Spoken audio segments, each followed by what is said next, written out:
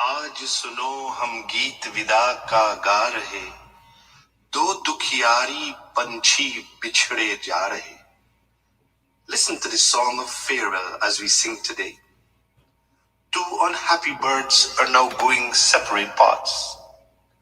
Facing the inevitable, these two birds leave each other with tears in their eyes after enjoying each other's company for long times. These two individuals journey away in different directions, but the cruel world can never understand their pains. Today, they are reflecting on their happy days of old.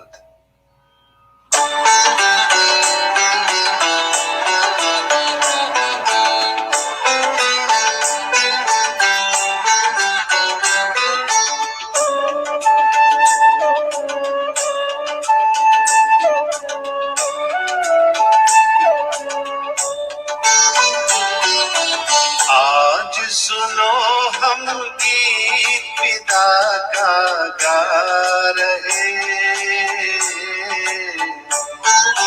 दो दुखियारी पंछी बिछड़े जा रहे. आज सुनो हम गीत विदा का गा रहे, दो दुखियारी पंछी बिछड़े जा रहे. बहुत दिनों के साथी आज जुदा होंगे,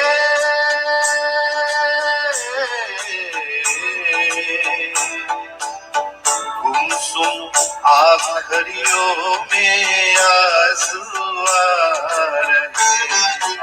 आज सुनो हम गीत विदा. If you are looking to have your statutory declaration, affidavit of income, identity, damage or lost passport, lost license, tenancy agreement, agreement of settlement, power of attorney, last will and testament, and certification of documents, then you need to visit the Alistair Collins firm, located at the Killian Mall, 162 Lamaha Street, in Georgetown, between Camp and Waterloo Street. Alistair Collins is a commissioner of oaths and a justice of the peace. Make certain you visit him or call for more information at 649-6410 or 685-6448 or 503-1451. And there's adequate parking available.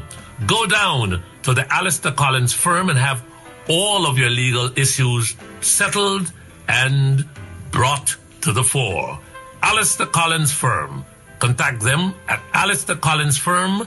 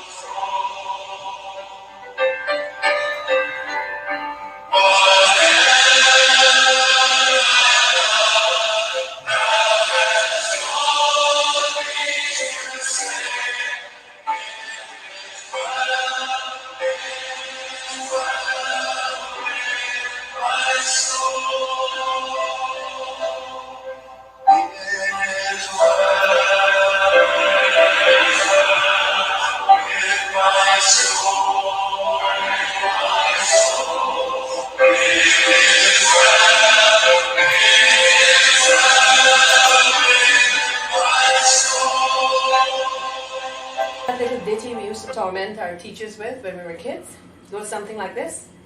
Onward, upward, Mary had a go. Day by day she tied it to a rope, till at length they got busty rope, and Miss Mary had to run behind it. We had a lot of fun with that, but do you actually know how beautiful these words are? Here's the Song of Guyana's Children by W. Hawley Bryant.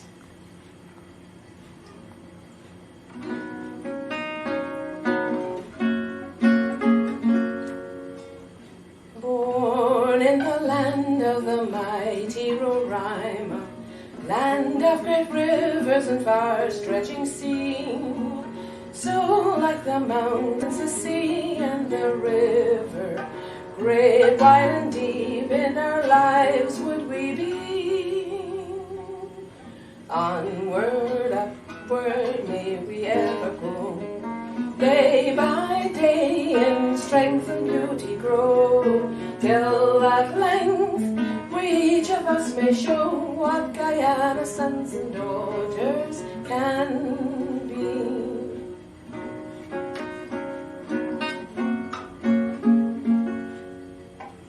Born in the land of Kaijur, shining splendor, land of the palm tree, the croton and fern, we would possess all the virtues and graces, we all the glory of goodness would learn. Onward, upward, may we ever go, day by day in strength and beauty grow, till at length we each of us may show what Guyana sons and daughters can be. All right, hey, guess what? Don't get annoyed. I'm here. I'm right here with you guys, but I understand exactly what all of you are going through, or most of us are going through, as it pertains to Guyana and the death of democracy. And those songs that you've heard, basically Hindu last rites, that is, and also a Christian last rite as well.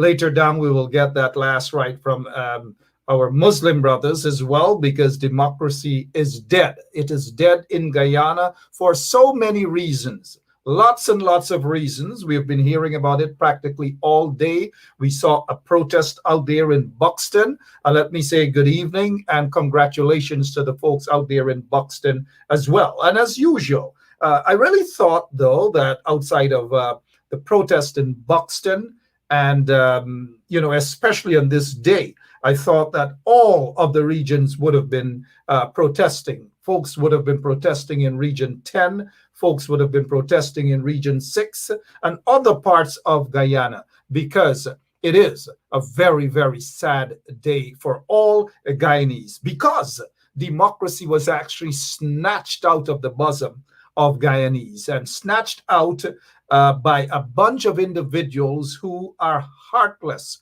who are ruthless, who are undemocratic. And we have seen what has transpired over the past, or at least 1 year today. Victimizations, political victimization, persecution, lots and lots of that. And of course, billions upon billions of dollars going down the drain. Good evening to all of you. My name is Mark Benschop. We have an interesting program here tonight. We have some guests, Dr. Van West Charles. We want to talk to him about this vaccine situation. He has been on quite a few times talking about the vaccines, especially the Sputnik V vaccine, supposedly coming out from Russia. But as you all know, there's this middleman, and we don't know what the middleman has been doing to your vaccine. And mind you, the people, thousands of people who have gotten their first dose of the Sputnik V, vaccine, their time has expired in terms of before receiving the second dose. Lots and lots of controversies there, right? But Dr. Richard Van West Charles is the expert. And so he is going to be walking us through all of this and more. And on top of that, the forcing of citizens to take the vaccines, whether that is appropriate, whether it's constitutional. We will discuss that. We also have Aubrey Norton, former General Secretary of the People's National Congress. He is the director at the Office of the Opposition, leader of the opposition, Joseph Harmon. Aubrey Norton does a lot, and we know that, but we will be speaking with him concerning this 1-year anniversary. Whether there's anything to celebrate, we all know there's nothing, but we will be hearing from Aubrey Norton. Also, we have Pandiji with us, Member of Parliament, the Honorable Dineshwar Jaiprashad, representing the coalition, the APNU-AFC in region number 6. And then we have veteran trade unionist Lincoln Lewis. He is with us. Lincoln Brandon Lewis.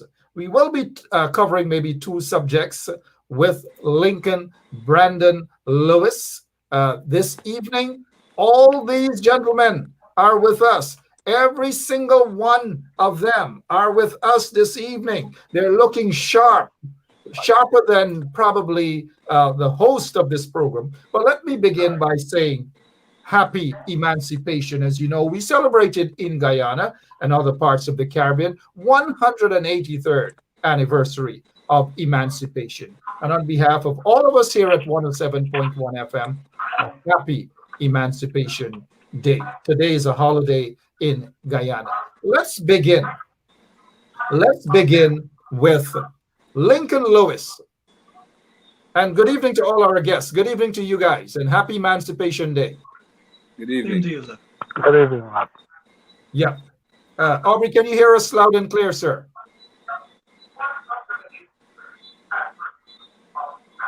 Mr. Norton, can you hear us, sir? All right, you may have to unmute your microphone at your end, sir. Sorry that we are starting off like that. Aubrey Norton, we can't unmute. There you go. You hear me now? Loud and clear. How are you? Okay then, no problem. Happy anniversary, Emancipation to you. Thanks, and same to you. And Thank you. listening. Thank you. Let's begin with Lincoln Lewis. Lincoln, how did you spend your Emancipation Day, sir? And I spent it very well. Enjoyed. I went to Belize yesterday. Came back yesterday, and today I do some cooking and entertain my friends and family. I'm glad And that they enjoyed what I cooked, Mark. I'm a good cook. You're a So good cook. Yeah. Did you make them some kanki? Well, I have a lot of coffee, you know. So I have to make my family from Bobby's make coffee and send for me. How much this day means to you? 183rd Emancipation, freedom of our African. Well, I want to tell you something. Sure. Well, I want to tell you something. The freedom is not here yet. What Martin Luther King said, thank Almighty God, this freedom. Almighty, this freedom. We are not yet free. We have to fight for that freedom.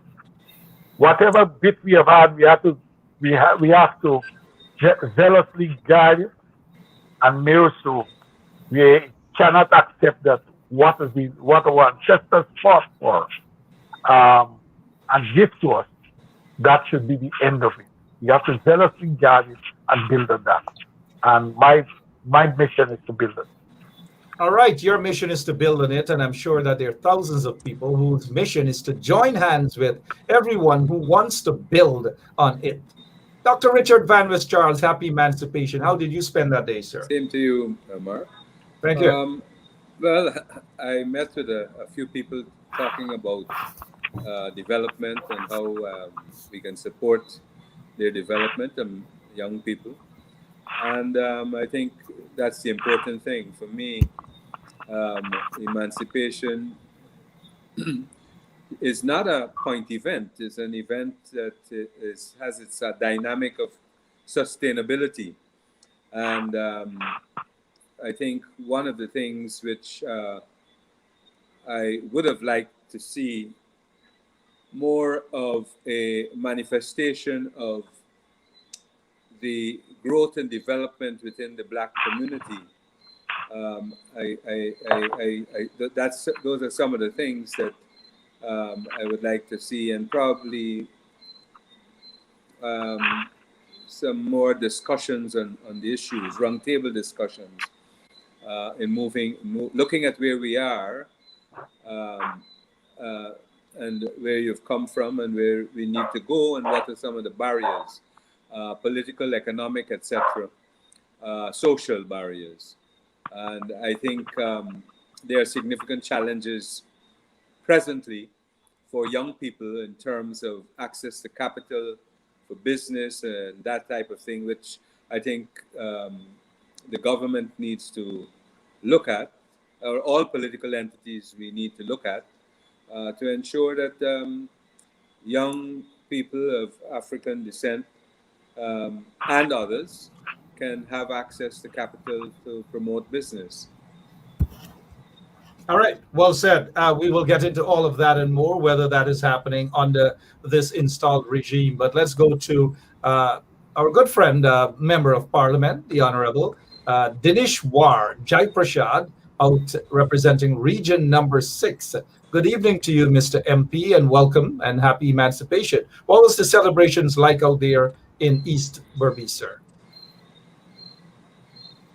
Thank you very much, Mark. Good night to everyone. It's a pleasure to be with such distinguished comrades on 107.1. I must say that happy Emancipation to all of you and all of Guyana. Special thanks to our viewers and listeners, 107.1 on the ground, Caribbean, around the world. We know that emancipation means a lot to us in Guyana. It has been 183 years. And the big question is that even though we have achieved as a people 103 years of being free, we are still experiencing a lot of bondage, basically. I went to Liverpool. There was a little program there at Limnear. And after finishing Limnear, I came to Liverpool and, met some individuals. Mark, I must say that we need to get back into our communities and rekindle that community-based work. And that is a food for thought for the senior folks in Guyana and around the Caribbean and so forth, so that we need to mobilize, get our people back on track so that we can be able to withstand all forms of pressure and overcome them now and in the near future. All in all, emancipation was not too bad in Berbice. We had some activities, and we know that the pressure of the PPP is on our brothers and sisters, and a lot of restriction and so. Nevertheless, we were able to meet and greet and express some views. That's all right. It. Well said, and good evening to the folks at Limlear, Limlear, Nerney, and then there's Kildonan and Bushlat and Farm and so forth. Good evening to all the folks there. I heard of the celebrations, and I'm glad that you were there to attend with those folks out at Limlear, Kildonan, and Nerney area. Let's go to Mr. Aubrey Norton. Mr. Norton, good evening, and again, happy Emancipation to you. 183rd day. Let us get your take on the Emancipation celebrations this year. Well, first of all, I was in the Northwest. I left on Friday, went to Port Kaituma, then to Arakaka and Matthews Ridge, dealing with all the communities on the road, and then back to Port Kaituma. And today I went to Mabaruma. Yesterday I went to Mabaruma, had meetings in Mabaruma, and I came out today. In the interior, clearly the PPP is using COVID as a means of repression to ensure people don't meet and have activities. And so there wasn't any kind of celebration In fact, yesterday was interesting. I was at Mabaruma, where they normally would stop people from gathering, but the police force had a barbecue and like, and everybody was allowed to gather without even a mask. So the couple of us that had on masks were looking stupid. But what it points out is that the government is not interested in COVID. They're interested in using COVID as a tool of repression, and we see that throughout. I've argued that they're in a contradiction. On the one hand, they want to satisfy business by opening, but on the other hand, they want to dominate and control people by using COVID restrictions. And so, where I was, there was not much of a celebration as it relates to COVID, but I spent time sensitizing people to the fact that the PPP are weak, they're coward, but if you allow them to have free scope, they tend to operate as if they are powerful, but they aren't. Historically, they've been coward, and once you take them on, they run and hide. And so I believe on Emancipation Day, we need to reassure ourselves that we can take on the PPP anytime and beat them in an election and even in extra parliamentary activities. I don't see them as a force. Forbes Burnham used to tell us that if you leave them alone and they feel they're on top of you, they become outrageous. But the minute you start to react and deal with them, you recognize how coward they are, and they return into the shell and behave in a way that you yourself might not believe. So emancipation in Region 1 didn't really occur in the areas that I was in, but I think the people are reassured that if you take on the PPP with their level of incompetence and corruption, you will succeed. Well said. If you take them on, and I'm sure that the folks on the ground, the opposition, are prepared and ready to confront these installed folks in office, disguised as Democrats. But we know they have, when I say Democrats, I'm talking about believers of democracy, mind you. And we know what that entails whenever the PPP is in office. I know the Honorable Member of Parliament, Dineshwar Jaiprashad, has an engagement, and he asked just to spend a few minutes with us, and I appreciate your time. So let me just give you that few minutes, Mr. MP, for you to talk about the PPP's 1 year in office from August 2nd last year to now. Go ahead, sir, before we allow you to go. Thank you very much. Mark, I must say that the Guyanese people have suffered tremendously under the 1 year of the PPP. To begin with, COVID. COVID is out of control. And I know Dr. Van der Charles will give us more in details to that. But I'm saying from the grassroots perspective, the PPP have failed us in dealing with the COVID situation in Guyana. Look what the figure were at August 2020 and look at our figures now. 541 deaths. It is very, very appropriate that you play that, farewell song again so that Guyanese will realize that for the year, August 2020 to August 2021, we have endured a year of deaths. From 21 to 541. This is sending a message to us that the PPP regime is not dealing with COVID the way COVID is to be dealt with, resulting in 22,523 persons being infected. For our population of 750,000 to have 441 deaths, this is chaotic. This is disastrous. And we need to ensure that pressures are being applied on the PPP so that they will realize that the lives of the people comes first. They are bent on opening up the economy in terms of the businesses, and we see what is happening with the businesses. A few businesses are allowed to operate beyond the curfew, and these businesses are friends of persons in the PPP group. And small businesses who just run at a small scale are, being restricted to follow the COVID guidelines. So we see that it is a misfit.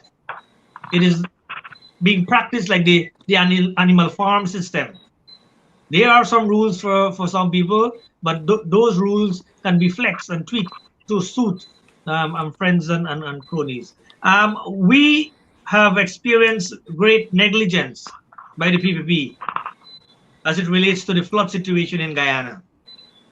If we had maintained all the drainage systems and the outfalls, and we have done our infrastructure work from August 2020 to June 2021, then we would have been able to reduce this disaster to minimal. We know that since Noah was a little boy, June is rain in Guyana. This is our history. You don't have to go to school to know this. And this administration neglecting the people, causing large sums of money to be expended so that their friends and cronies can benefit. I'm saying this because a few individuals benefit from this flood scenario, the flood situation, making themselves filthy rich at the expense of taxpayers. Since we are on the flood situation, Mark, I want to say a few words as it relates to the effect. People have lost livestock, crops, household appliances and items. People's house, their home were destroyed. And to date, we are just hearing the flowery language from the PPP officials. And today I saw, Mark, that they will be giving some compensation to some rice farmers. And this is very I'm sad to say that the people who are facing the blunt of the taxes in this country are not receiving anything. The people who pay taxes to build schools and road and hospitals and all the infrastructure work have not received anything from this government. But we know that public servants will continue to feel this squeeze. Public servants will continue to suffer under the PPP administration. So I'm saying, Mark and the other colleagues, it is time that we step up. It is time that we get on board and start to show the PPP that we have had enough. They have failed us for the first year, and we know once they continue to be there in office, they will continue to fail the Guyanese people. And I am appealing to all our brothers and sisters. We are the taxpayers of this country. Know your rights and know that you are developing this nation. Continue to do that. And sooner rather than later, we will be able to take charge of this wonderful full nation. So that's my bit. I have another engagement, but it's a pleasure to be with these individuals. As a young man growing up, a little boy growing up, I have listened to Dr. Charles and Mr. Norton and Mr. Lewis, who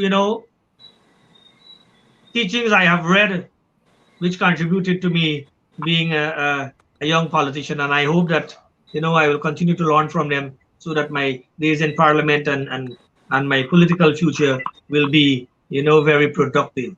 So basically, I am saying from East Berbice quarantine that the PPP have failed us. All the promises that were made prior to the campaign and prior to the election, all gone. Look what is happening to Gaisuku. Money is being put there, budget after budget, nothing is coming out. We know that the fat cats there are receiving super salary, So that's my bit. If you have anything. Your bit is indeed a big bit. And we thank you so much, Panditji.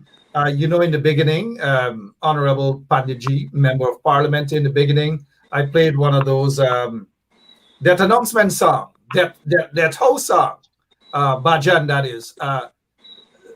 You think it was appropriate? Yeah, because we have had 441 deaths, Mark. If Guyana is becoming a state of deaths, in fact, not a state of development. In fact, we are not in a state of development. 547. 547. Thank you. Yeah. Yeah, 547. We have become a country of debts, not democracy, not development. You know, country of debts. Until now, we have not have an answer from the Minister of Health as to what is the plan. We have people who are competent. Dr. Charles is here, Dr. Cummings, and we have other persons who are very competent in health and infectious disease control, who can lend support. But to date, the Honorable Frank Anthony is not open up to welcome these individuals or ask them to join the task force so that we can put system in place to help Guyanese. COVID is not a PPP thing or a APDU thing or AFC thing. COVID is a Guyanese thing, and we all need to come on board. But we know what the PPP is doing. Use COVID as a political game to share the monies here, there, and everywhere. Well said, Member of Parliament, the Honorable Dineshwar Jai Prashad. Thank you so much. Again, happy Emancipation Day to you and your family and all the people out there in Region Number 6. Thank you, sir, for your time, and looking forward for your program tomorrow night right here on 107.1 FM starting at 8 o'clock. Thank you, sir. Thank you very much, sir. All right. Good night. Good. The Honorable Member of Parliament representing the coalition, APNU AFC, in Region Number 6.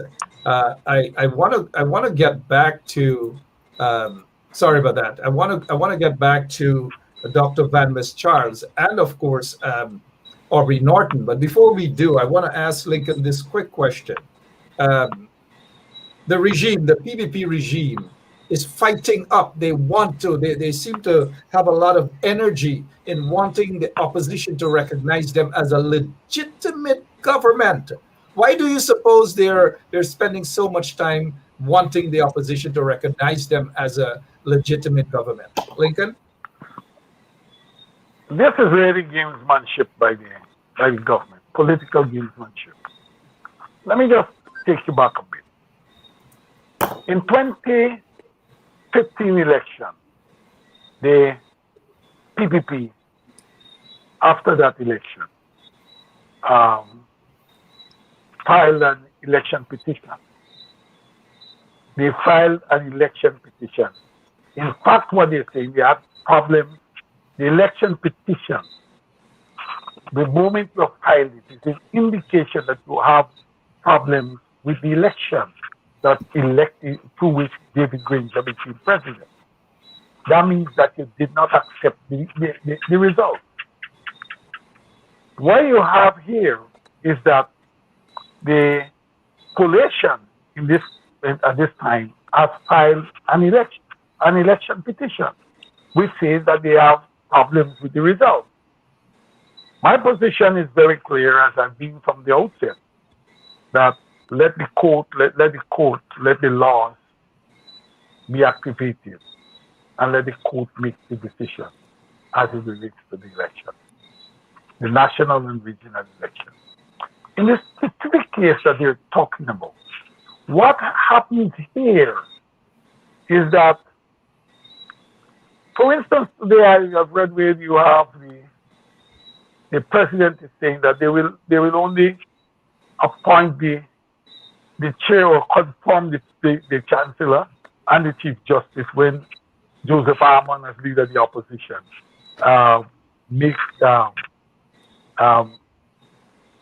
have pronounced that the government is legal. This is real nonsense. And we have to tell these guys that they're big men and they have to stop this nonsense. You're playing with people's lives, people's future. You're playing with the future of this country.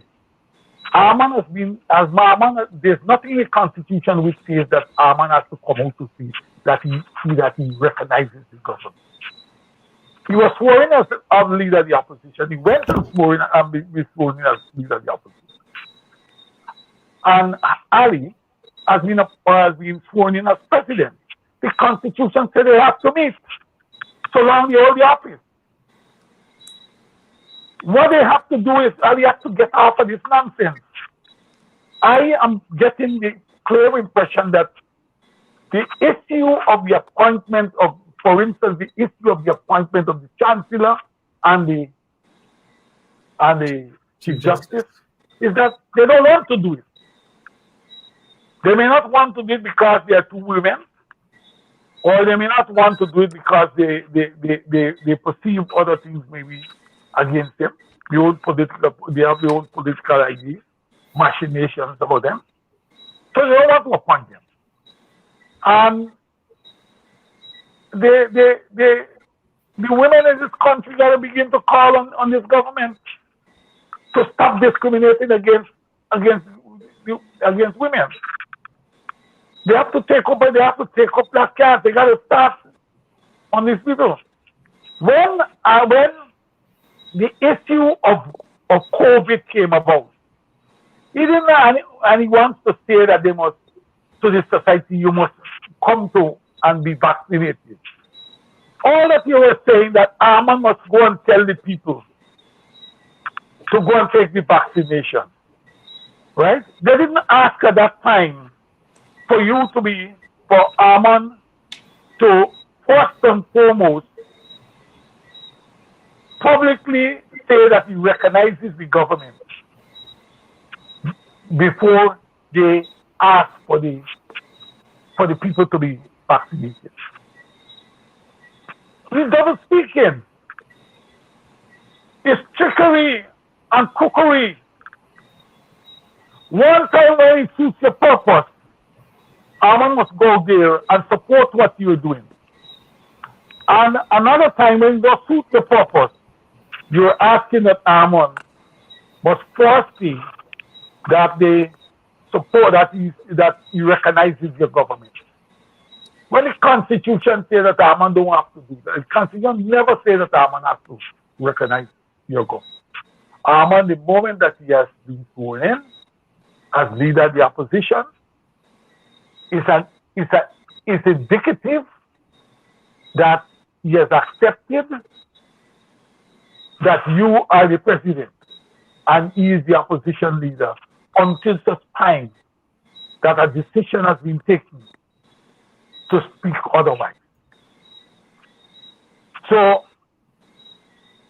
really, these guys got to get off their IRs. Of course. And start doing what is expected of them. You can't be playing games with the people's business.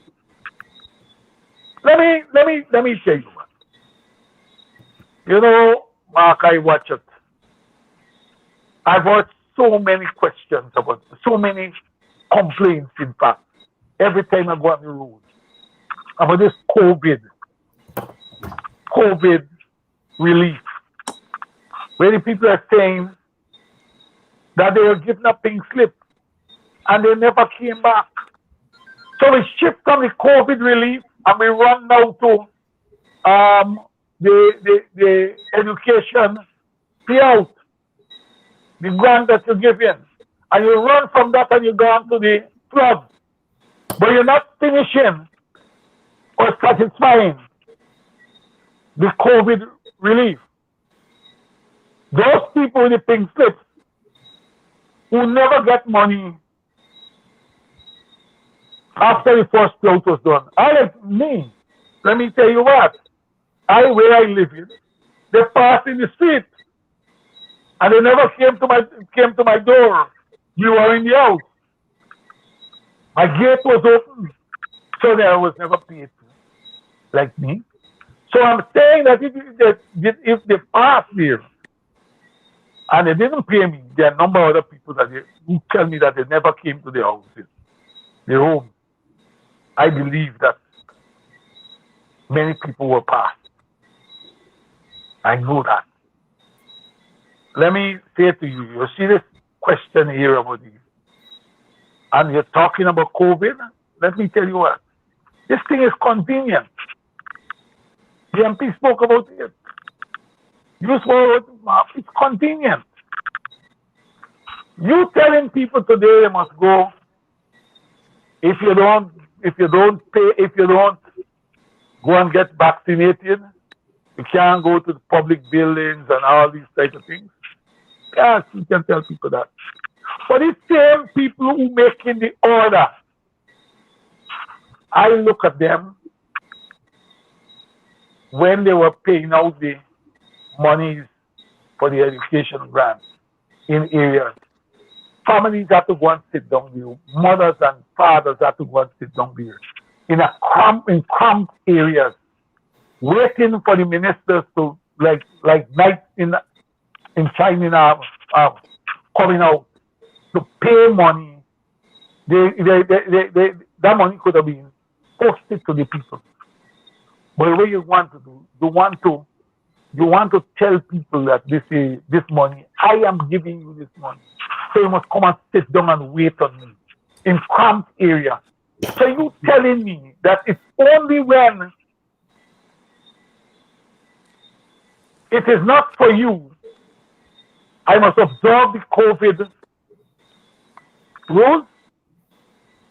This government gets no moral authority to tell me about COVID. They have no moral authority because they were the people who started in the first instance to tell people, don't worry when they were in the opposition. Don't worry them. Because don't worry the government. They don't want to run election as though it should be run and what have you. Right? So people believe. So you see, the same thing is that they do not want to work. They want to work with anybody, but the ones that they selected. They tell the opposition, you must go and tell the people to go and take the vaccine. And in the first instance, you were telling people not to worry the government or the same group when they were in government. Good point. Good point. We gotta be very, very serious about what we're doing here. This is about people's lives. And you see this private sector, Mark, let me tell you something. Sure. That's running around telling people that if they take vaccine, they will have to go and do the test. And when the test cards, let me tell you, this is a pandemic. The law didn't say that. The law didn't say that. They must go to the OSHA law. Go to the OSHA law and see 47.3 what it says. Stick to it. So you know what happened? The private sector has become a law unto itself because it recognizes that if the government is the partner of the PPP in government. So they feel they can do as they like. Something has to move. We have to take a very strident position on this. All right. Well said. Well said, Lincoln. We can't give up. We'll get back to you in just a minute or a couple of minutes from now. We got some questions for former General Secretary Aubrey Norton, and he's a director there, or the leader of the opposition's office. But before we get to Mr. Aubrey, we'll ask Dr. Richard Van Mischarz to explain briefly for us this whole thing, this campaign by the PPP. And Lincoln made a good point. The PPP weren't concerned about COVID-19 pandemic. In fact, they were encouraging their folks, their supporters, to ignore it. And now look what has happened. 547 deaths. Dr. Richard Van Mischarz, here you go. Your opportunity. 547 deaths. People are being forced to take the vaccines. Your take on those things, sir. Thank you, Mark. Good night again to everyone. Look,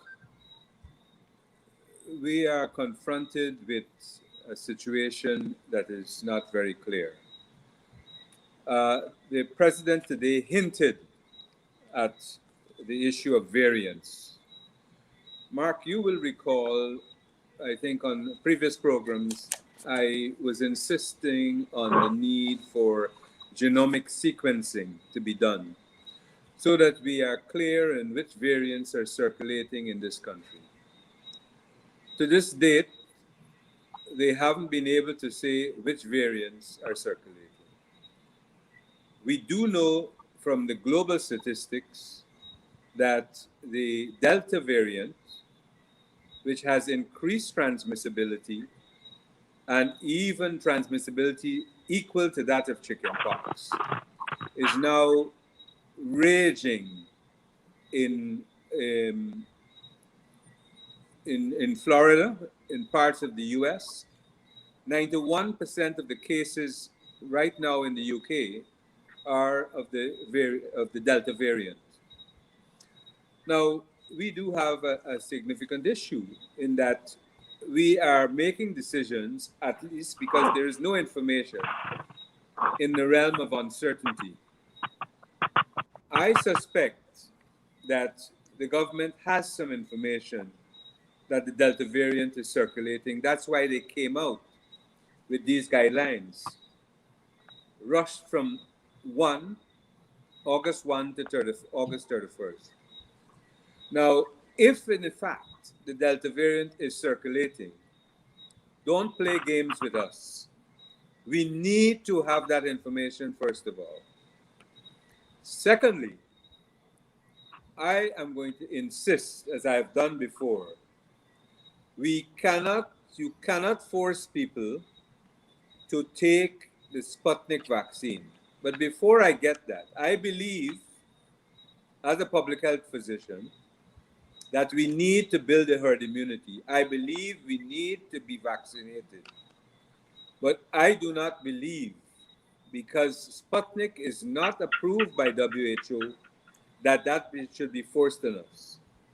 More so, recently on the visits by WHO to Russia, one of the issues that emerged was the issue which we had raised in terms of the middleman supply of vaccines to us. And one of the questions you will recall, Mark, was the question directed to the Gamaleya Institute. Could you give us the information of the batches that were sold to these people in the Middle East? What is emerging now is that WHO has concerns about the traceability of the batches produced. And they have a serious problem with one of the manufacturers in one of the jurisdictions in Russia. Together with, they haven't completed the evaluation of the other manufacturing sites. Now, they have issues with respect to the data integrity.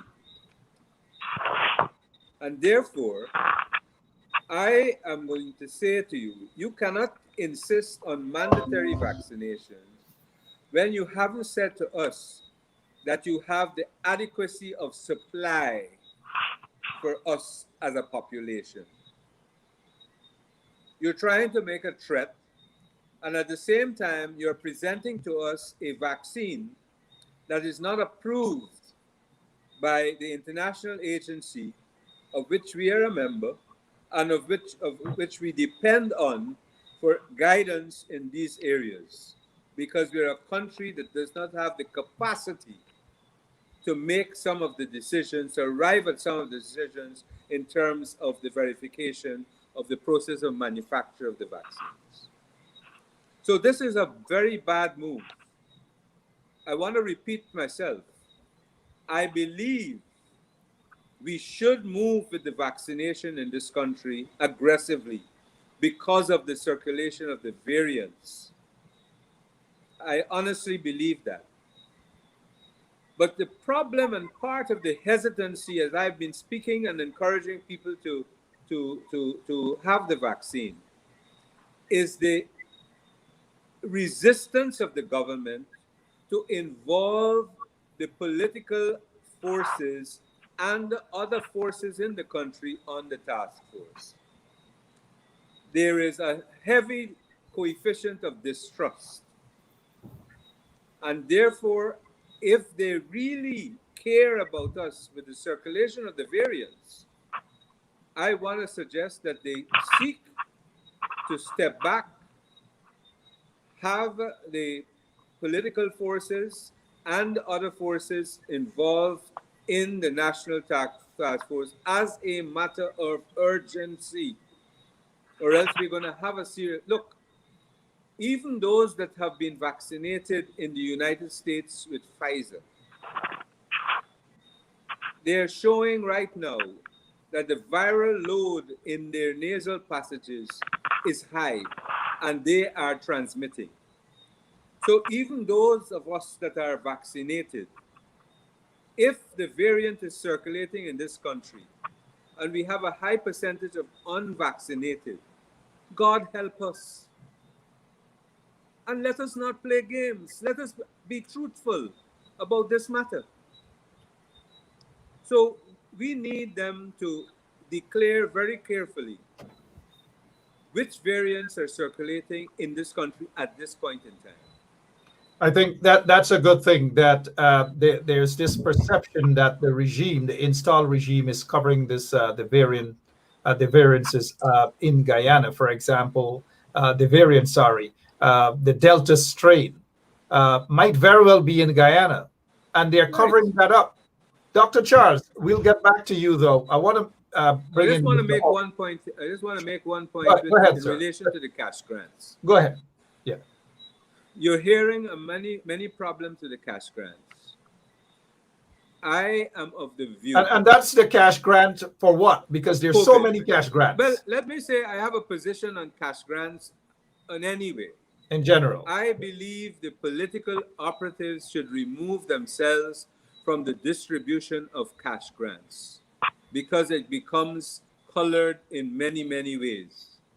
You have the banks, you have the service organizations, you have the religious organizations, you have other agencies that can do it, and the political operatives can decide on the policies, the criteria, etc., and agree on that.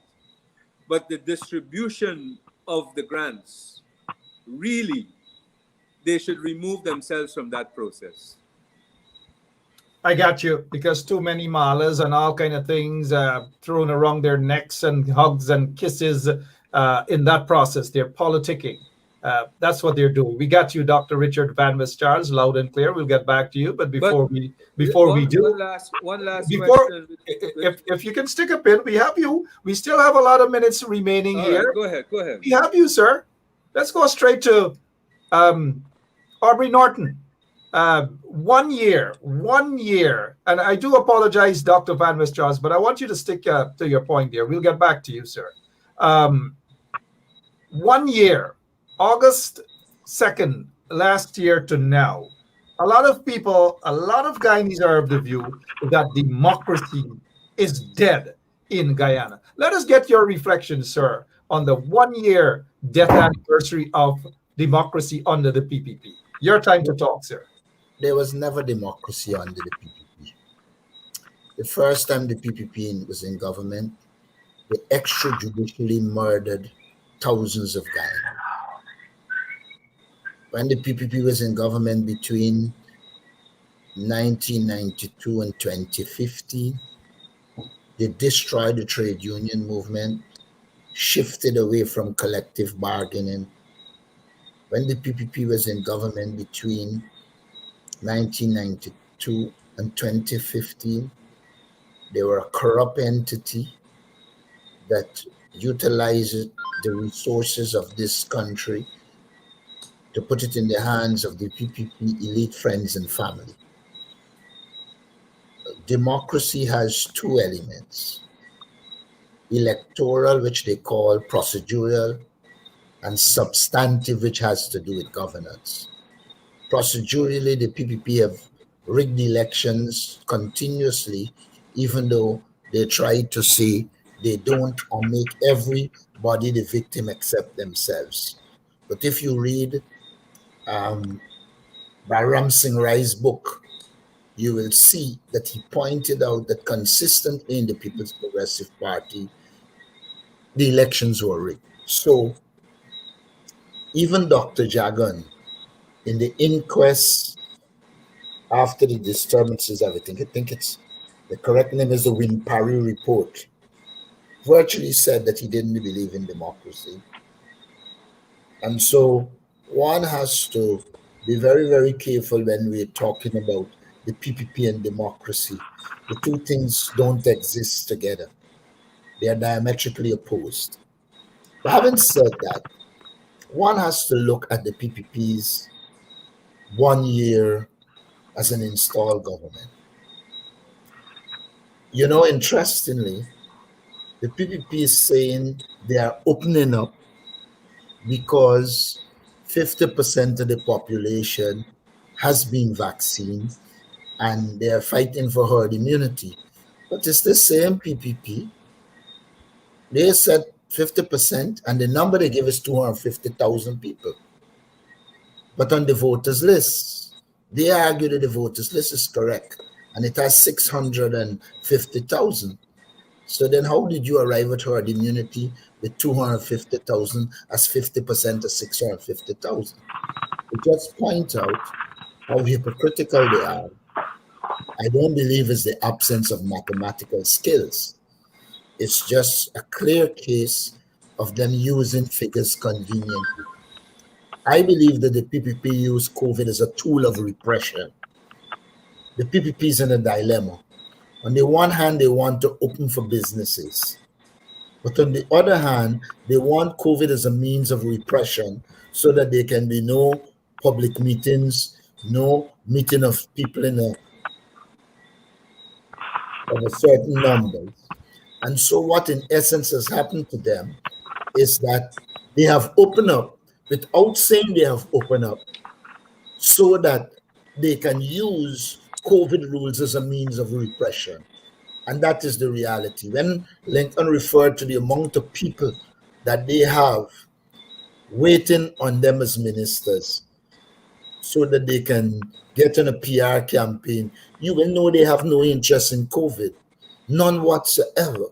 So for me, their approach to COVID is as a tool of repression. They want to have COVID as long as possible around so that they can prevent political mobilization and organization to expose them, challenge them, and finally defeat them. So I want to make that clear with a high level of lucidity. And when you look at the 1 year, the PPP must be the architects of zombie economics. While in opposition, they argue that they will remove VAT and the cost of living will go down. But they remove VAT, at least so they allege, and the cost of living went up by 40%. And still they try to portray Ashley Singh as some economic guru. He's an economic zombie. The measures that he would have put in place resulted in increased cost of livings and problems for the people of Guyana. And then today or yesterday, Irfan Ali came suggesting that there will be wage increases. Well, it has to be at least 15 to 20% because he has to make up, if we use the percentage given by the APNU, AFC, if he comes below 15 to 20%, he wouldn't fool anybody. He has to make up for 2019, 2020, 2021. The APNU was given a certain level. At minimum, workers would need 15% retroactive to 2020, not 2021. Because you have to judge it against what the APNU, AFC was doing. And they were given every year retroactive to January. Now, if you come and claim you are doing this, then we're looking forward to 15% minimum retroactive to 2020. Outside of that, you will not be fooling anybody. The nominal wage of our people has declined. And so Irfan Ali should not make his pronouncement. He should say to us how much you are giving the Guyanese workers retroactive to January 2020. We know he went to a university that doesn't exist, but at least he should have basic common sense. And so we will expect a common sense approach. While they're doing all of this, they are practicing what in the world is now called digital repression.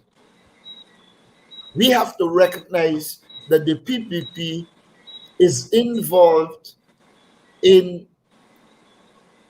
affecting our people through the use of technology to repress them. In the hinterland communities where the AP and UAFC put a lot of internet hubs, they are closing them down. They are reducing the amount of time they can access it. And tonight is one of the few nights I've come on a program and I haven't experienced their interruption with the internet to the point where you are running into problems. So we need to make it clear to the Guyanese society that they are involved in digital repression using technology to ensure that people cannot access information. And so one cannot speak about the PPP and democracy in the same voice. The PPP is diametrically opposed to democracy. They cannot and will not live with people exercising their views. I went to the Northwest, and by the time I arrived in the Northwest, a policeman came to tell me that the authorities say you can't keep a public meeting. So I tell him, tell the authorities, I say, go to hell. I don't have to tell you what meeting I'm keeping. I am here, I will keep the meetings. And if you come, I will deal with it at the time when you would have arrived. But I'm not saying to you, I am abiding by what you say, because I do not believe we should abide by anything that the PPP is saying. We have to be prepared to take on the PPP, challenge them, and dispose of them. They have no interest in the people of Guyana. The PPP claimed to be a working class party, and out of the blues, they started to put up these billboards up with GAU while they repress other unions. But they are promoting GAU as some union of consequence in which you will get benefits. It's a lot of garbage.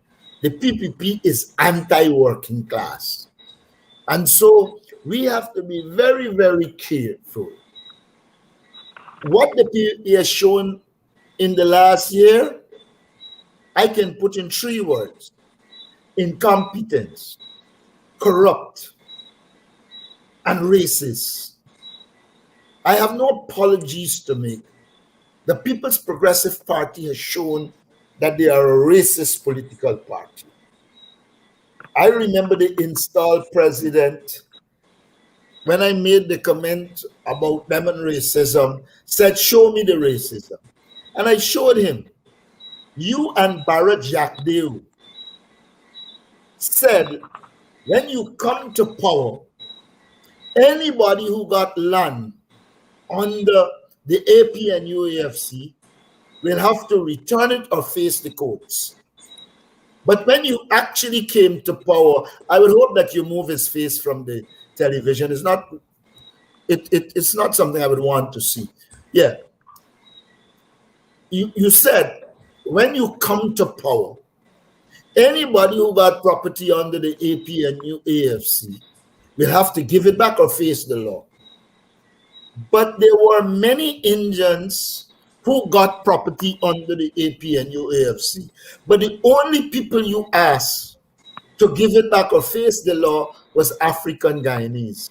And so I say without fear of successful contradiction that Barra Jack Dew, Irfan Ali, and the People's Progressive Party have manifested they are racist. They have never disputed what I would have said.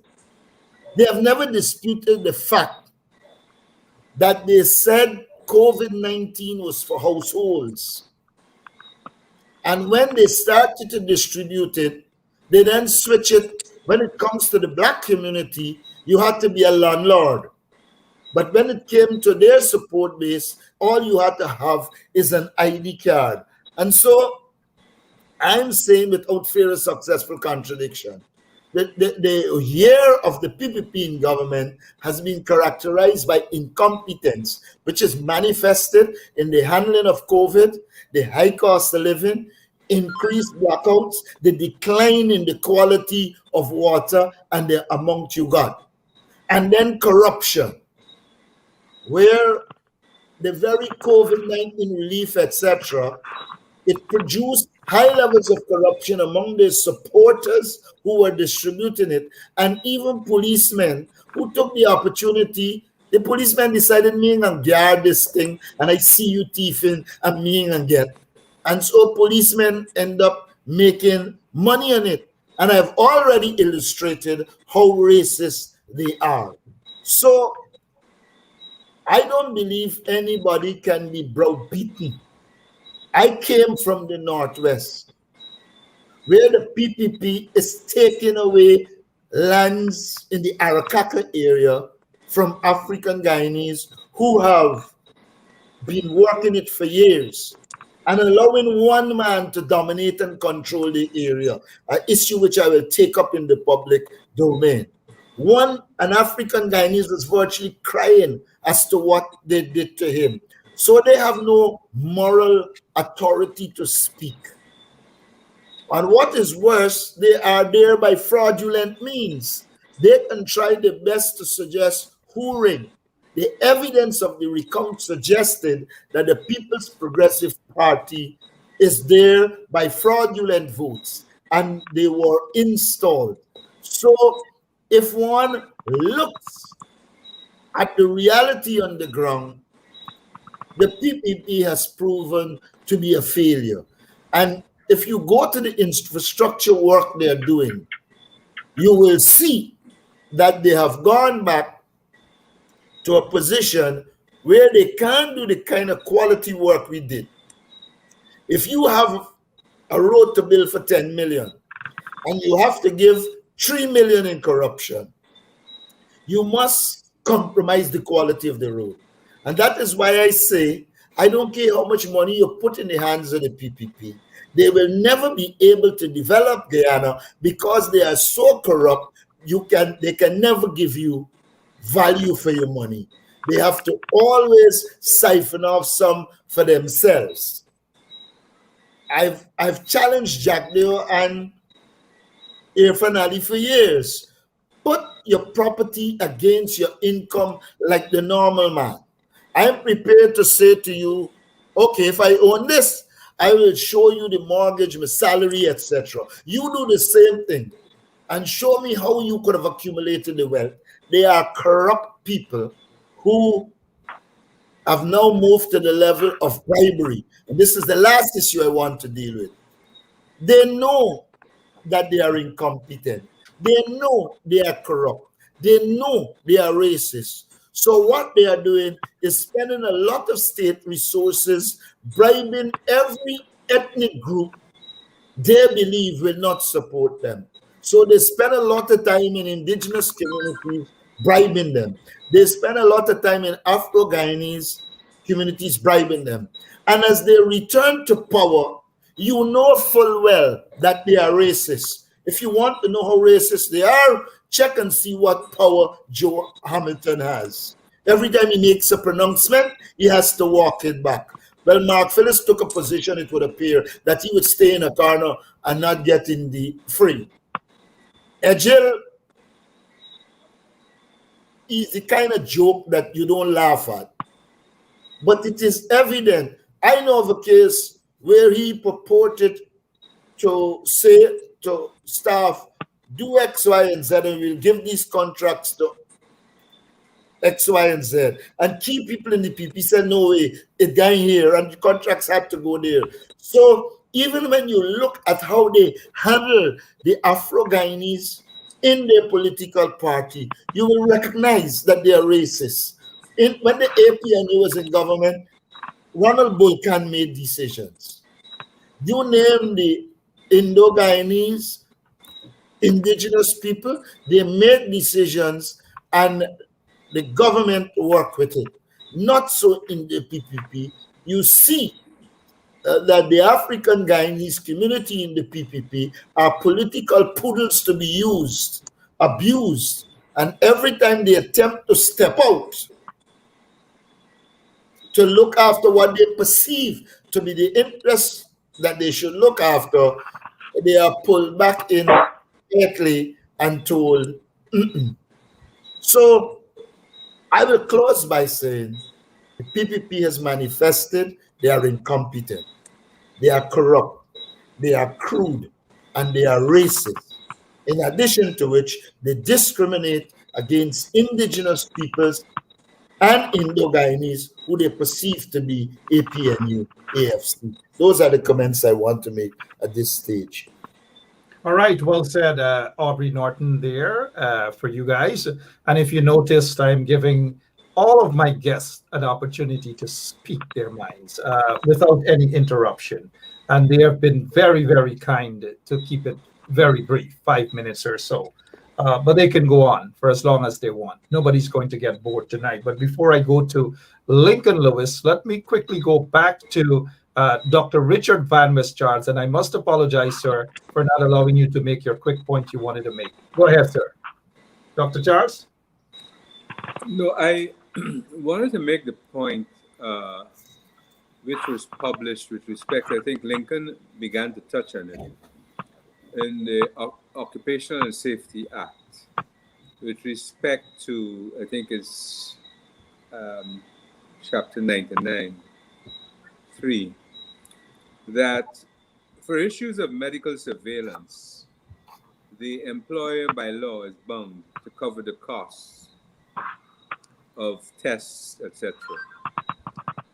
In a matter such as this, and I don't think they have studied the position properly, but in a matter such as this, I think the government needed to put in place the facilities for people to be tested. And I want to make this point because I hope people don't misunderstand Aubrey Norton, that with all of the issues that the government has with respect to COVID, I think we need to understand what are the risks with respect to what is happening within and outside of our borders, with respect to the variants and what is happening. That's why we are seeing how the death rate and the number of cases are moving. I'm not too sure whether we are doing enough testing because we haven't gotten data from the government to be able to analyze and see what is happening. And many of us would see what is happening right now in Florida. Now, once we are clear that the variants are circulating, and the president hinted to that today about variants being all around, and we want to know which variants. Obviously, when you look at the border regions, the issues with respect to what is happening in Brazil is important for Region 9 and Region 8. And what is happening in Venezuela is important for what is going to happen in Region 1 and 7. So I want to say to you that with all of that, what is going on, I would ask that the government be transparent in declaring the amount of AstraZeneca vaccines that we have, Sinovac, Sinopharm. I understand a few doses of Moderna came in, and they were expecting some time ago to have about 150,000 doses of Johnson & Johnson. Let us know what is on the table, and then we can know what is the expected coverage of what we have before you move to the mandatory aspect. Because you can even see now that CDC has put out some guidelines with respect to the issue of wearing the masks, even though vaccinated. And it's a very important matter, because that's where the vaccinated can then be infecting the unvaccinated. All of these issues. And the other aspect is surveillance. Surveillance is not a partisan matter. And the monitoring that should take place. So when we are monitoring restaurants, bars, etc., it is neither green nor red. And therefore, we have to ensure, if we are going to protect ourselves, that we do apply the rules across the board. But I think importantly, we need to understand which are the variants. We need to know what vaccines we have. I do not recommend people take Sputnik. And I want to repeat that. I do not recommend that our citizens take Sputnik. The government should go out and get the AstraZeneca, Sinopharm, Sinovac, if they can get more Moderna or Pfizer or Johnson & Johnson. This is not the time to play a game. And if you go to what is happening with WHO and the Sputnik and the verifications, it must give us pause as a people. So those are some of the issues. We need to also look at schools. The issue of school reopening is a big issue for us. And it's not something that we need to be rushing into. Because besides the vaccination and prioritization for teachers to be vaccinated, and children above 12 can be vaccinated or should be vaccinated, and testing of children, testing of teachers. You cannot expect teachers to be paying for their tests. So these are things that we have to be careful with. And if we are looking carefully at the preventative measures, the nutrition of our children in the schools, and the transportation of our children to and from schools. And I'm saying the overarching issue now is COVID plus variants. And the minibuses packed, moving school children to schools and all of that is a no-no. And therefore, those are some critical issues. I have said before, Mark, about the water and sanitation in the schools. And it's very easy to put together a team that is objective, consistent of PAHO, UNICEF, GWI, Ministry of Health, and Ministry of Education to do the inspection. The data is there. I understand they're getting some money from one of the international financial institutions. But again, that needs to be done in a transparent manner and look at which schools are priority that needs to be done before you decide to reopen anything. So there must be a plan that should be on the table. That is so correct. There must be a plan. There should be a plan. There ought to be a plan. Thank you so much, Dr. Van West Charles. Before we get back to our other guest, Aubrey mentioned earlier that the PPP never practiced democracy. He mentioned Balram Singh Rai, one of the founding members or fathers of the PPP. He has also mentioned, I believe, the William Parry report. And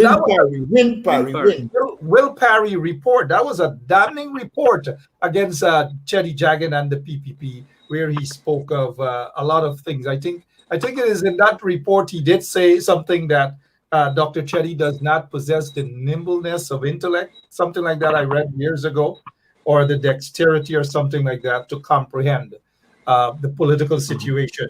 But that was a damning report against Chetty and the entire PPP as it pertains to them not believing in democracy.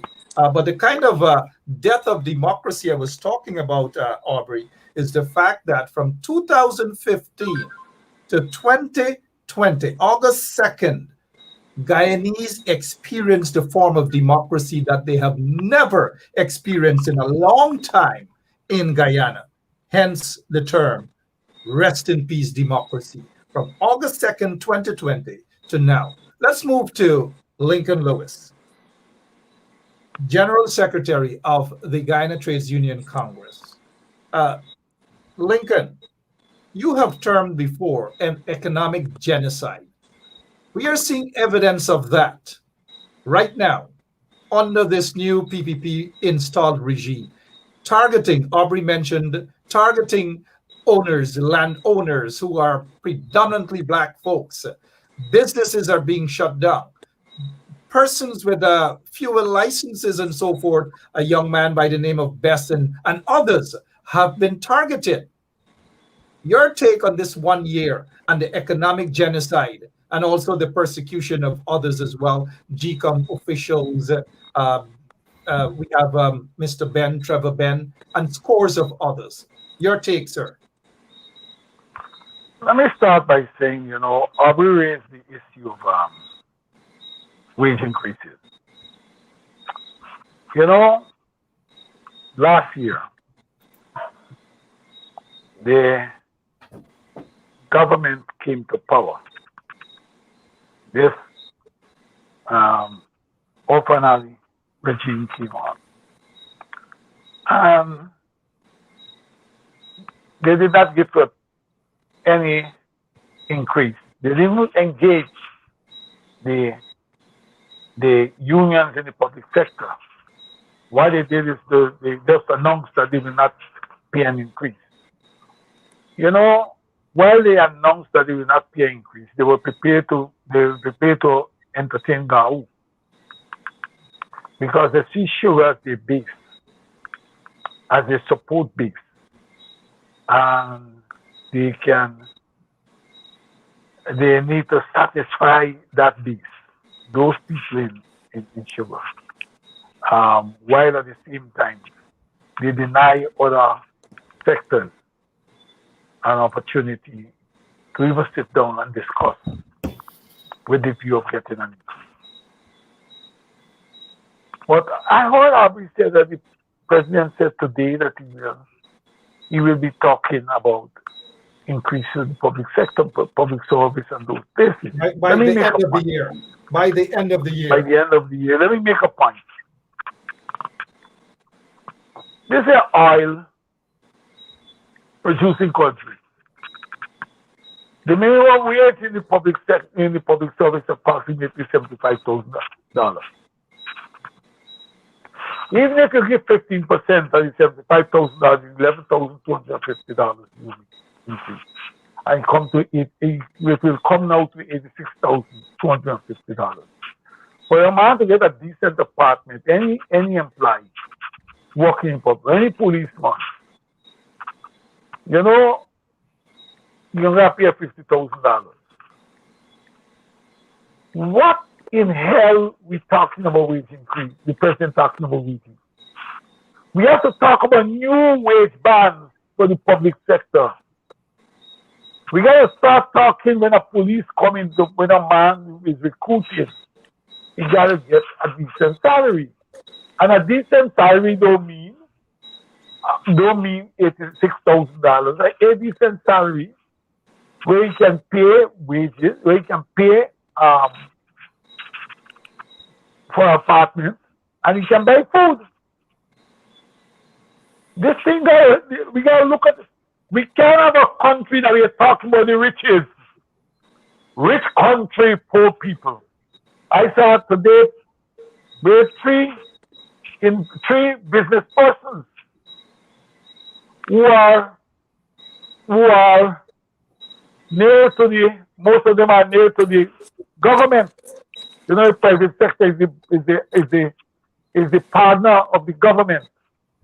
Opening some share base, how much $100 million you're talking about?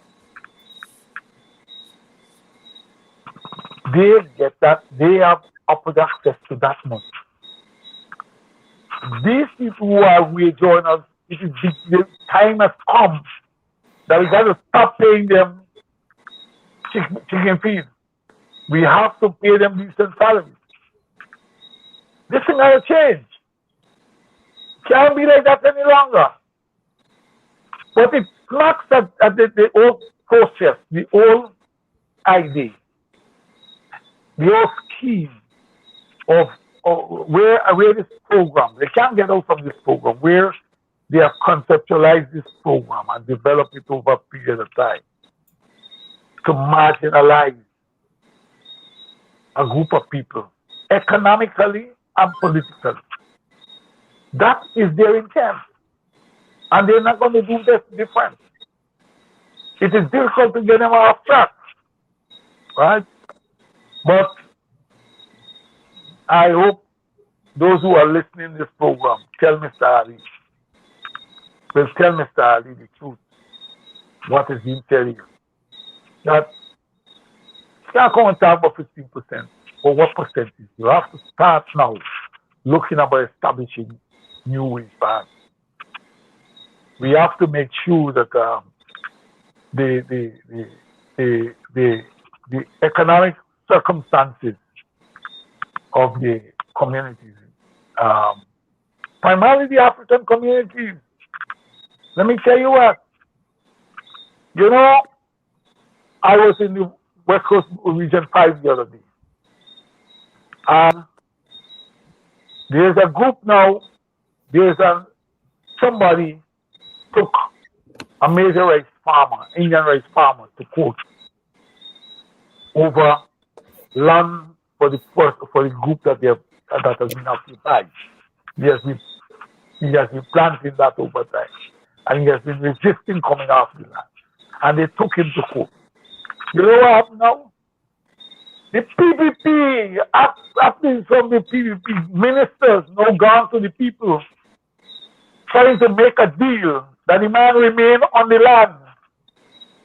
When the people say they want the land to plant, what they only see one set of people making money.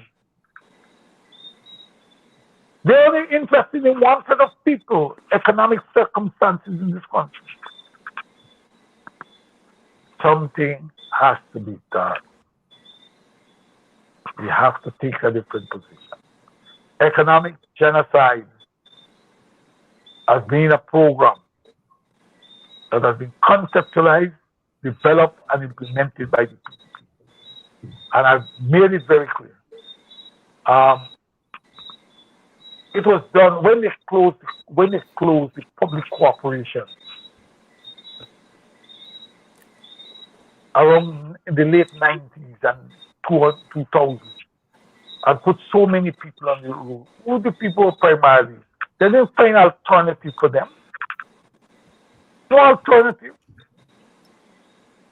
As a trade unionist, I can't sit down. Let me tell you what, as a trade unionist, I can't sit down and say, look, these people have been paid redundancy benefits, or redundancy benefit as such. The employer satisfied the requirements based on law. The philosophy upon which the trade union has been built is to pursue the act of full employment. It is not the issue of redundancy payments only become necessary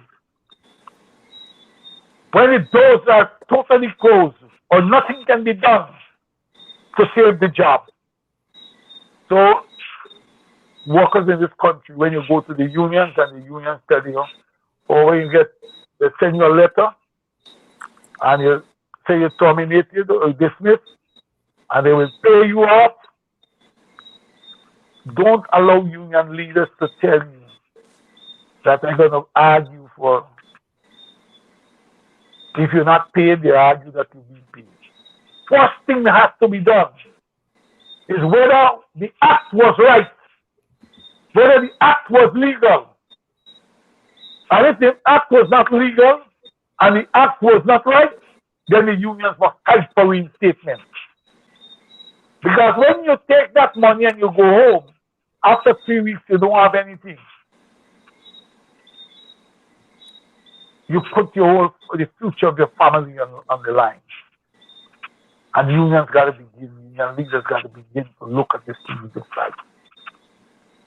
We can't continue going along this way. If we continue to do that, then we are equally guilty of economic deprivation in collaboration with this government and some employers. Time for change. Thank you, Mark. Thank you, Lincoln.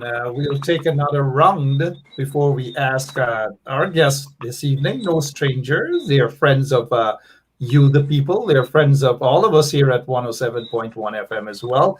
And good evening to all of you folks listening to us via your radios on the ground, whether in your vehicles, or wherever you are in Georgetown or at the outskirts of Georgetown.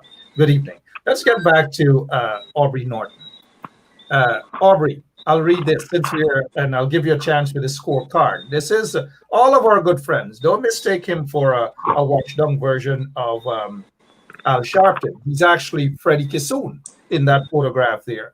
And Freddie is saying here, talking about Irfan Ali, his survival was made possible by his lack of arrogance, his people's approach to politics, his penchant for trying to put out bushfires, and blah, blah, blah, blah, blah, blah, blah, blah, blah, blah, blah, blah. Aubrey, take a shot at that first. I don't know why anybody would quote Freddie Kissoon. Freddie Kissoon has established himself as a political butterfly, a political grasshopper. He hops to wherever he thinks his interest lies. For Freddie Kissoon to even call Dr. Jagan and Irfan Ali in the same breath is a serious issue. For one, Dr. Jagan's qualifications were credible, not so Irfan Ali. Secondly, Dr. Jagan was a person himself. Irfan is a puppet of somebody else. I'll say no more on Irfan and Freddie's. Freddie was never known for analysis. Freddie is known for promoting whatever interest he thinks he needs to promote at the time. And so I would never take Freddie Kissoon as a serious analyst, be it political or otherwise. Now, if Freddie is arguing that Irfan has manifested a lack of arrogance, he's probably talking about Irfan's ability to be directed by Jack Leo. What that means is not that he's not arrogant. What it means is that he's a pawn. And you can only judge somebody like Irfan after he doesn't have a boss that dominates him. And so Freddie's comment does not take into consideration the reality of Irfan Ali. Irfan Ali is not a man, first of all.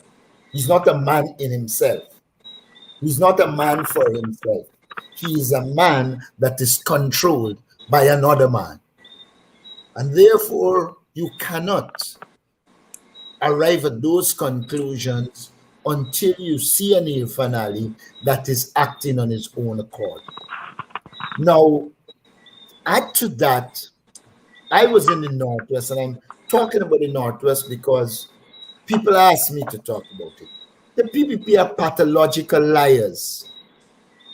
The AP and UAFC did the roads in Maburumo, and they go around telling people who knew who did the roads that they did the roads.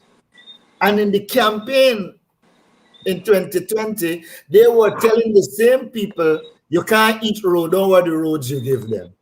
They are now owning the roads. The generators that were purchased under the APNU AFC, they are now saying it is their own. And the one that is set for one particular community, they're seeking to send it to a PPP community.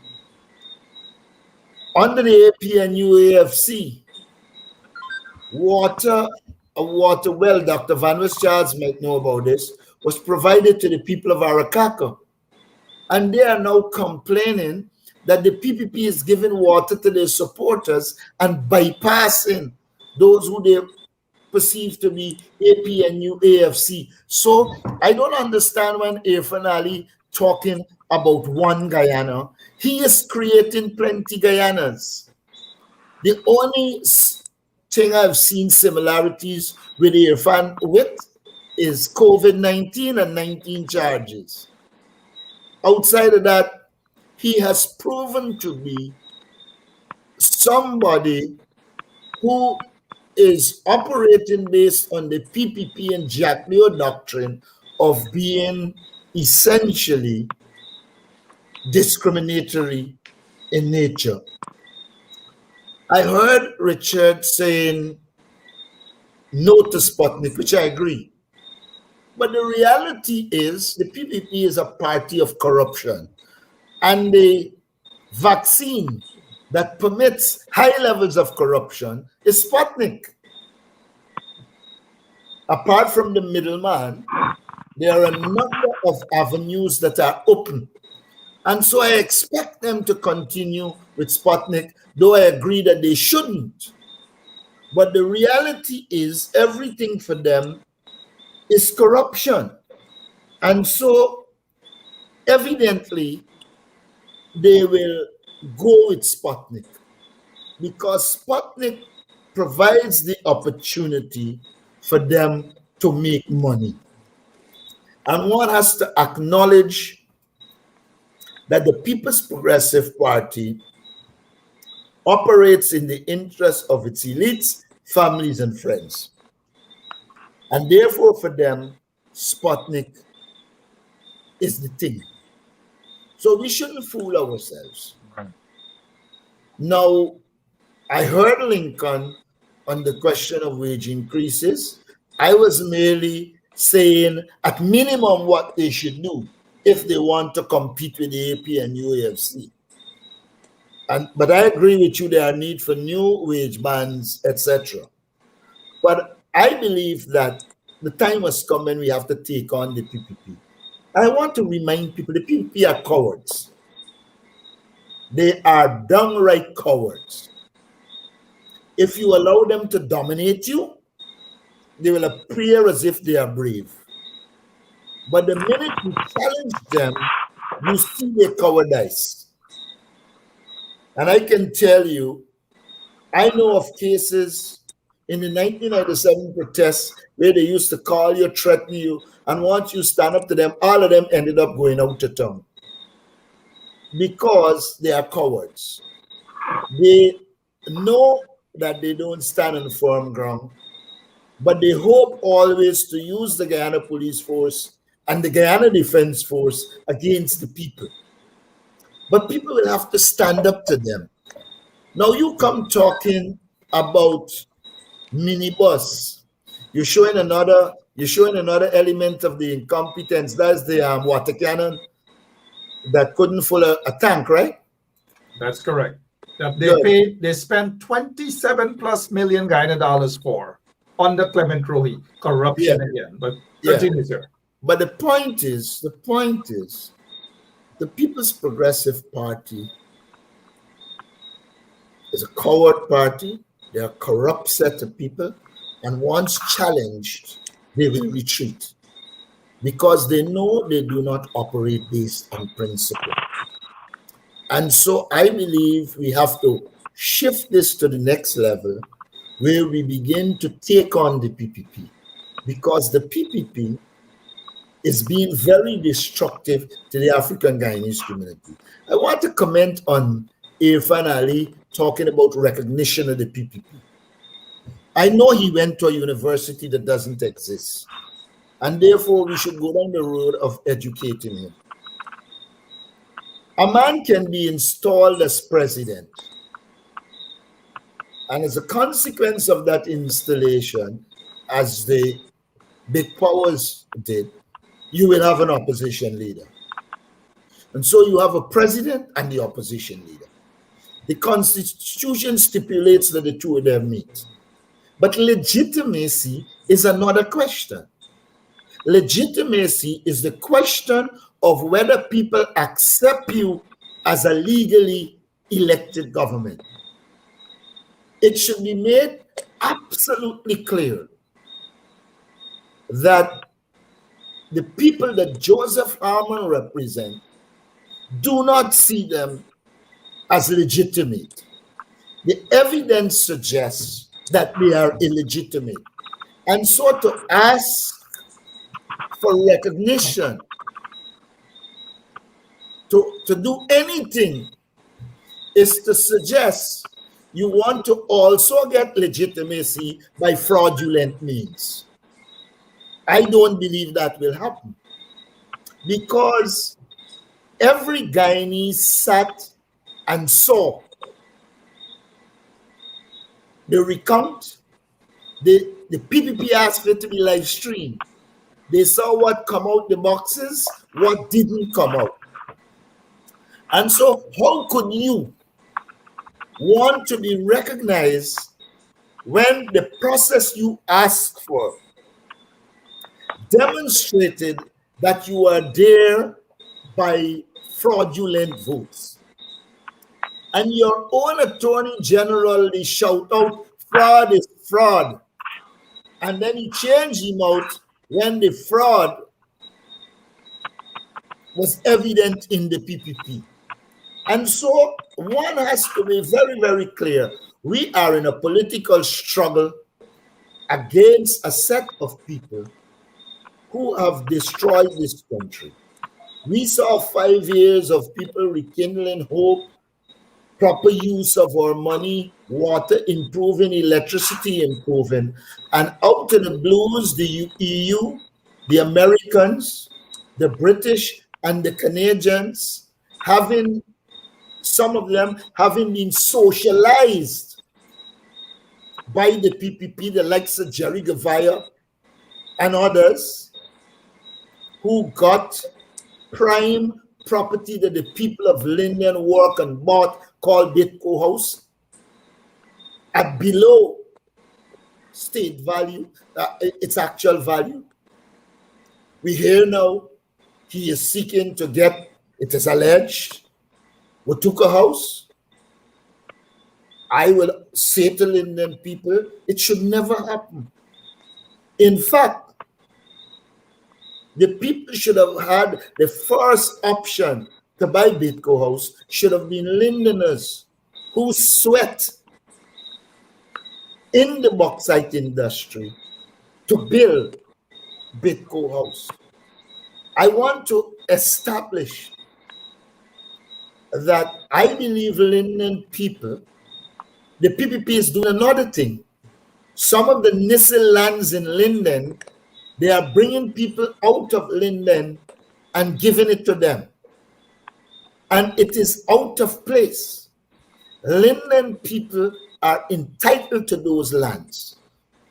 And I say whatever come out of this, the PPP must take blame for it, because they are disrespectful. And in their opinion, African Guyanese must own nothing. And I believe we will arrive at a point where Guyana will become another South Africa, where blacks will have to fight for the redistribution of land. If you drive the Linden Highway, the PPP has given away virtually every piece of land to their supporters. Do they believe that Lindeners can live their life without accessing land? The next political struggle that is coming is the struggle for the landless African Guyanese. Jack Dale and Irfan Alini and company can put that in the pipe and smoke it. Guyanese, particularly African Guyanese, cannot continue to see they are deprived of land. I believe all Guyanese should benefit from lands in Guyana. Whether you're Indo-Guyanese, Afro-Guyanese, indigenous people, mix you call it. In principle, all Guyanese should benefit from it. But when a regime takes it on itself to empower one ethnic group against the rest, they are creating the conditions for political confusion. That is what I will say. Well said. So, may I make this point? They are doing the same thing in the Northwest, dispossessing African Guyanese who spend years. A man was virtually in tears, pointing out that he worked these lands for years, and now they're taking it away from them to give to one big businessman and depriving them of land. They're depriving them something as basic as water. And when you travel the Northwest, you are hearing people's reaction to PPP domination. I told you before, they went as far as sending a policeman to tell me I can't keep meeting, and I told them go to hell. When I'm keeping the meeting, you come. But they didn't come. But that is where we are. You're going into the interior, they're collecting in detail your name, where you come from, all kinds of things. And then turn up to tell me nonsense. And I said to the young policeman, who had happened to lecture at the university, I don't want to implicate you in this. Tell them you told me, but tell them I say go to hell. I keep in the meeting. If they want, they could come. They pressured an APNU AFC supporter to tell him not to give a building for any meeting to be held by the APNU AFC. And they are moving around the region. Well, I've said to all of them, the PNC supporters in the region, we need to stand up to them. This country is not theirs. It is ours. And we have to get our stake in this cake, or else nobody will get to eat the cake properly. That's your reality. And that's a reality on the ground. Aubrey's correct. The PPP hierarchy, a bunch of pussycats. Some of us know them personally, that they're afraid. But what they do, they use some of the goons in the Guyana police force to prop them up. And they're afraid.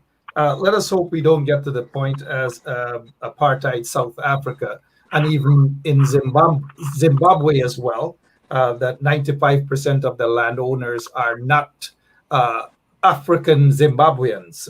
Outside of that, Aubrey mentioned earlier that when these folks got installed, there were a few items they removed the VAT from.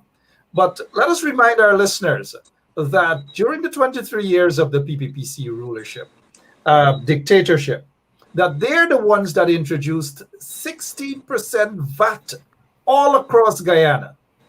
That was burdensome upon the nation, the entire nation. And it is the APNU AFC government that reduced it to 14%.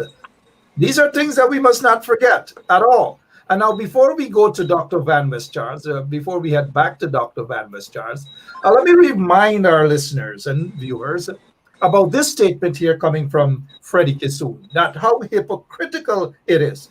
Go back and read his views about Dr. Chelly Jagan. They're not flattering at all. And this is the same guy, Irfan Ali, that is, who has a horrible reputation when he was the Minister of Housing prior to 2015. A horrible reputation. Go to Essequibo and ask those people there how he treated a very prominent Pandit, a very prominent Hindu priest. Go back there and ask. So this is surprising about what what this guy, Freddie Kissoon, is coming up and writing about Irfan Ali. I know how Freddie feels about Irfan.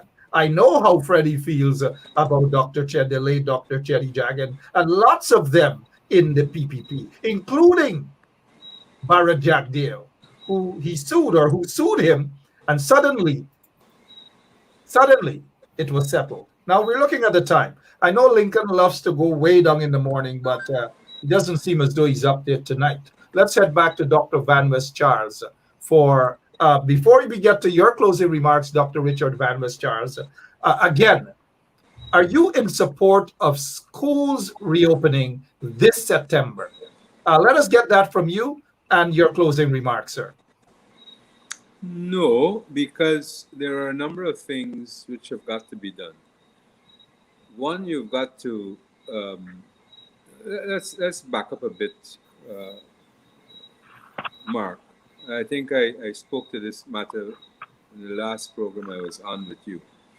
The so-called educational cash grants, which I said could not be educational cash grants, and are basically children's grants or family grants, because it has no impact in terms of, in the light of COVID, of the preparedness to reopen the schools. One, the school environment needs to be safe. Now, the water and sanitation program is very, very critical for COVID-19. And there's a complete analysis, and I said earlier that I think they'll be getting some money to do it. But when we did the analysis, one of the problems which emanated from work that was under the PPP at that time was the issue of plumbing, very, very bad plumbing, given to people who do plumbing and are not plumbers. And so the situation was very, very bad. But then you have now to look, because of COVID, to look at the nutritional state of the children. And that has to be seriously considered. And also the issue of transportation, of moving the kids from their homes to school in the buses that are packed, and the kids have not yet been vaccinated. So I don't think we're in a state of readiness, especially we're in August, to say we're opening in September. We've begun to see a number of children becoming infected. They're at the COVID hospital. And we've just seen in Florida again, a number of children who have been infected with the Delta. So I think, again, we must take pause with respect to the reopening of schools and do things very, very carefully. I just want to make some comments quickly, though. Sure. In terms of the 1 year in democracy. One of the critical aspects for me is the erosion of human rights, and looking at the performance of the police especially against young Afro-Guyanese, etc., and the brutal nature by which the policemen have been acting. So I think this is an issue where I think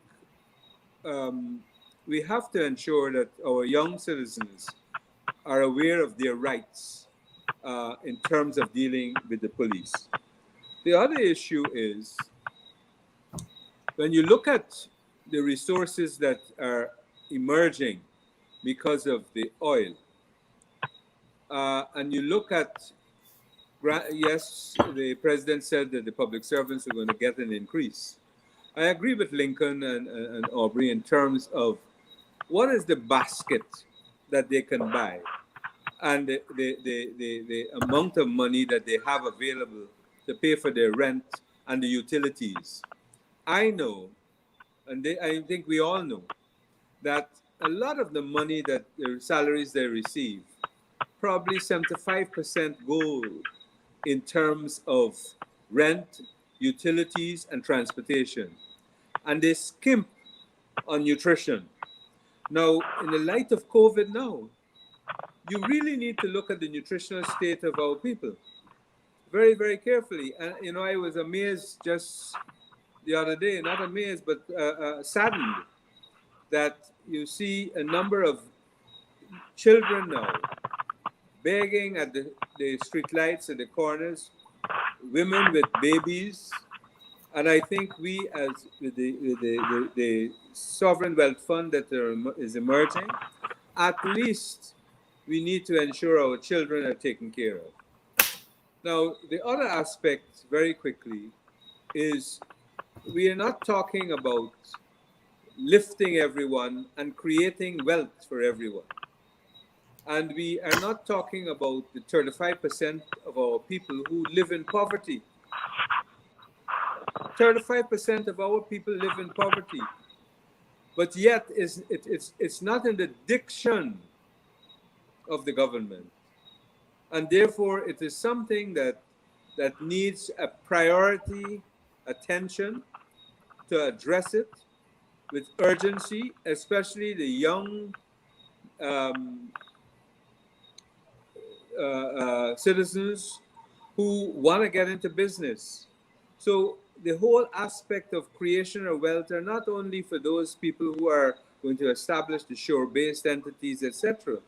We have to understand where the human capital resides and the impact of the human capital in terms of the overall development of the country. So those are some of the things, and there's no doubt that we have an environment of fear. And Aubrey addressed the issue of access to information, etc. A democracy cannot thrive without access to information across the board.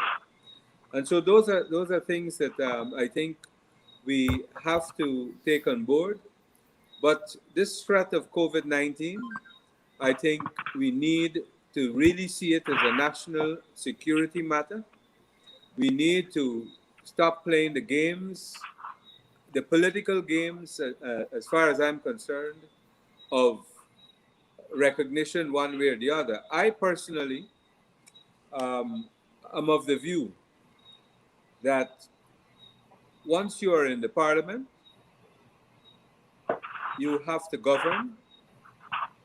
Outside of that, there are the political forces will do what we have to do. But the government cannot be allowed to have a runaway train.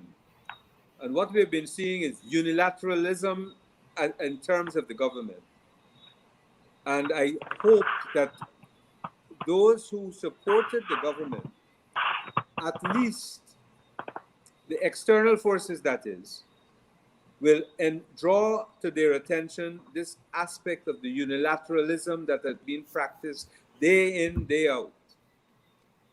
My own view, personal view now, is that you really need the political action, and you have to make a decision. Either you stay in parliament or get out of parliament and move politically to deal with the situation.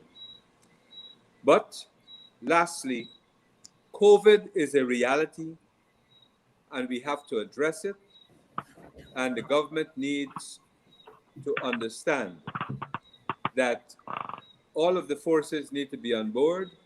We have a lot of Guyanese in the diaspora who are linked also to the PPP, who are balanced, who are professionals, and who can assist in bringing some rationality to the situation in terms of the overall management of COVID in Guyana. All right, well said, Dr. Richard Van West Charles. Quick yes or no response from you. Were you to be called upon to serve in the task force, because you have a wealth of knowledge and you can advise these kunumunu, so to speak, who aren't doing anything in terms of the COVID-19 pandemic, hardly doing anything, will you accept to go in there and work? This is a national issue, yes. And it has to be for all Guyanese. So there is no query in terms of whether I am committed or not. I am committed to these national issues. Thank you so much. And thank you for all that you and your staff did at DWI. The people are missing you guys already. The water is brown. Let's go to Lincoln Lewis. It's all well decked out, ready to go this evening, but we have to come to a stop. Our executive producer has already warned me. But let us get a closing remarks from you, my friend Lincoln Lewis. I want to say thanks to the viewers who have stayed up to listen to what we have to say. Thanks for inviting me, Mark. And let me make this point that we have to together hold hands. We have to hold hands and crusade from north to south, east to west, with a view of democratizing this society. I normally, there are times I say things and people take it for joke. I do not want to see us continue be in what you can consider to be them more crazy. I want to see democracy, and democracy for me do not mean casting of a ballot. The democracy for me means that the government or those who are placed in provision of privilege manage our affairs within the confines of the Constitution and laws of this country, and more so international best practices. Good night, Mark. Good night, Gentle. And thank Richard, you. Yeah, thank Good you, night, Lincoln. Aubrey. Thank you for Good night. your Good brief night. remarks, your closing remarks. But I wanted to ask you this before your closing remarks, and then when you respond to this, we'll go to Aubrey Norton for his closing remarks. This was a program earlier, and it ran for about half hour with 39 viewers, maybe went up to 40, 41. NCN is being subsidized over $100+ million. On top of that, they're getting 150 plus, maybe $200 million per year, the state ads, which gives them in the vicinity of over $300+ million per year. Yet they cannot pay their fees, their broadcast license fees. They can't pay that. Their names were listed recently. But getting to the point, with all that money, hundreds of millions of dollars they're getting, look at how it's being wasted. 39 viewers, Lincoln. Who's this person sitting there?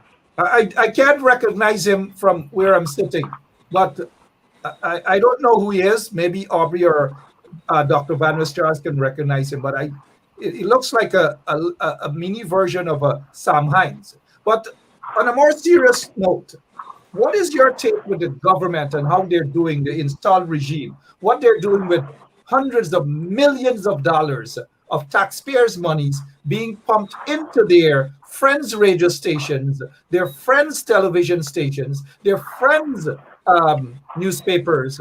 Part of a newspaper, the Village Voice. Are you guys getting state ads? No, we have not had state ads. We hope that they will consider at some point understanding that we are entitled. Same way every radio station and television station in this country is entitled. Is that the Prime Minister sitting in that chair? 1 second, let me just get confirmation from Aubrey. Aubrey, that is Mr. Mark Phillips? Well, I know him from my days in Linden, but I didn't expect him to attract an audience politically. But as a person, I like him. He's fine.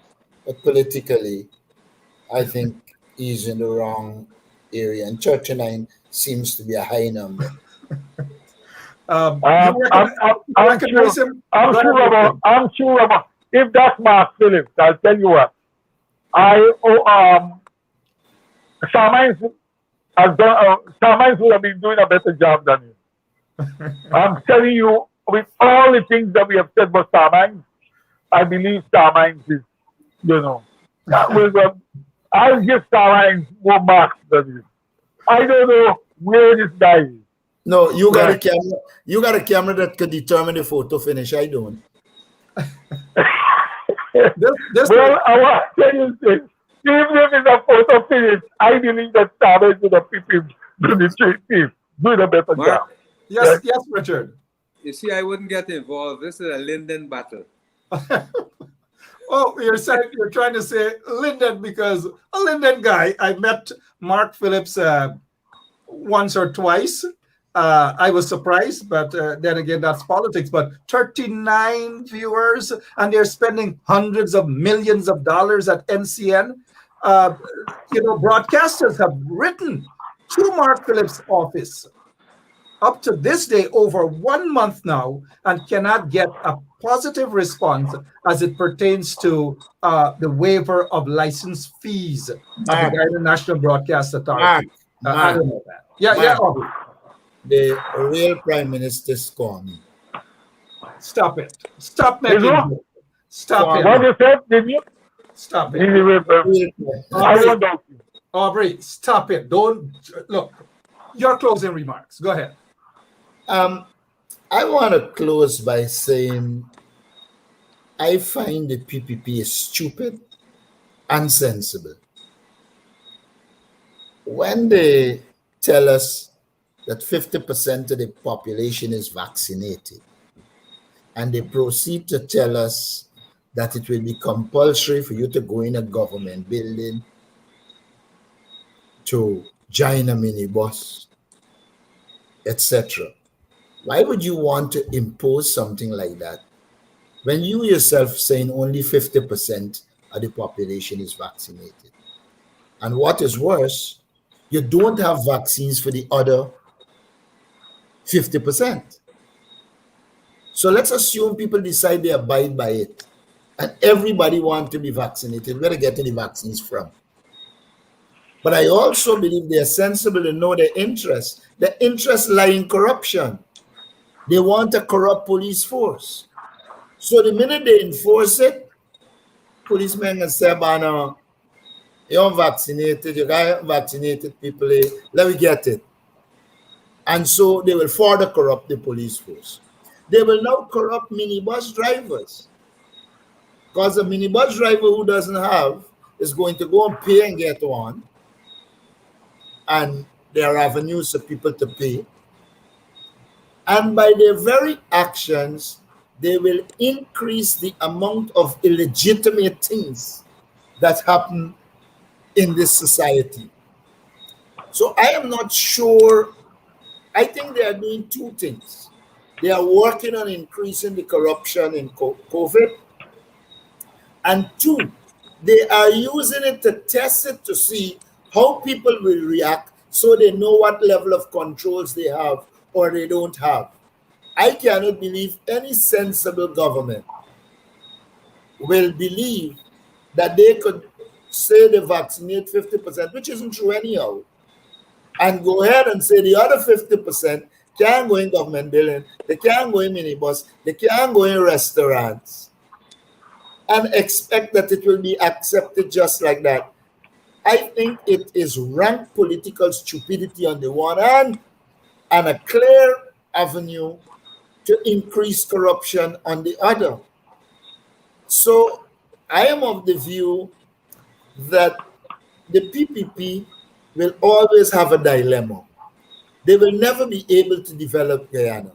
Even if they want to build a road, if they put 100 million, 25% of it got to go to corruption. And therefore, you will never get a proper road. Corruption is interwoven into the fabric of the regime. And by that very fact, Guyana will have problems developing under the People's Progressive Party. That is the reality. When a PPP government exists, a few will get rich, but the majority of the population will suffer. That's all I'd say at this stage. All right, Aubrey Norton there for you guys. It's been 2+ hours this evening. 3 wonderful guests. In fact, 4. MP Dinesh Jaiprashad had to go early, but I want to take this opportunity to thank our 3 guests, Dr. Richard Van West Charles, Aubrey Norton, and Lincoln Lewis. Also, I want to thank all of you guys who have taken time out to listen to this show this evening. As always, thank you all so much. Again, happy Emancipation. And it is sad that we have to go through the death of democracy as we experienced last year, August 2nd.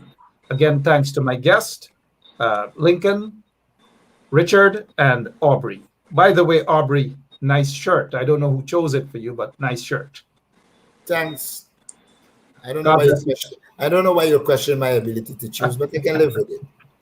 Later, Aubrey, later, Lincoln, and Dr. Van West Charles. God bless you guys. Yeah, thank you. Yeah. All right, you got it there. Lincoln, Aubrey, Dineshwar, Jai Prashad, and we've also had who else? Dr. Richard Van West Charles. It's been a hectic night, right? The scorecard for the PPP, since they've been in office under questionable circumstances as of August 2nd, it's not a good. It's not a good. I wouldn't even give them an F, because if we want to give them an F, well, then we will have to use a word that so aptly describes them as that F, right? In office. They have messed up. All across the board, they have messed up. We see them targeting folks at the Guyana Elections Commission. We see them targeting folks at the Lands and Surveys, the former CEO, Trevor Benn, with lots and lots of trumped up charges. And every time Trevor goes to court, guess what? They're not ready. They're not ready. They're not ready. We see it all the time. We know that they are taking away business licenses from mainly Black persons. Another sad situation all across the board. We know they are targeting fuel dealers, legitimate fuel dealers. Mr. Bess is one of them, and Van West Charles is also another one of them, and lots of legitimate Black Guyanese businessmen and women are being targeted. Landowners are being targeted.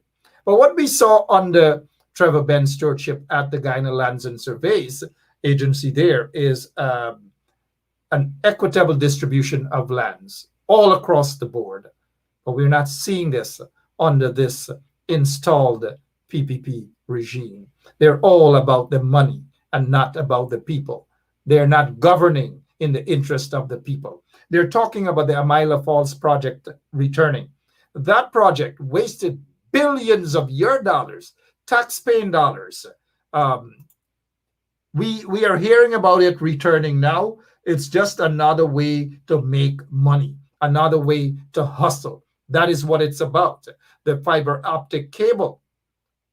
We know what happened to that money. We know that the cable started from the Brazil, the Guyana border there with Brazil. We know that they've destroyed the parapet of the Linden Highway.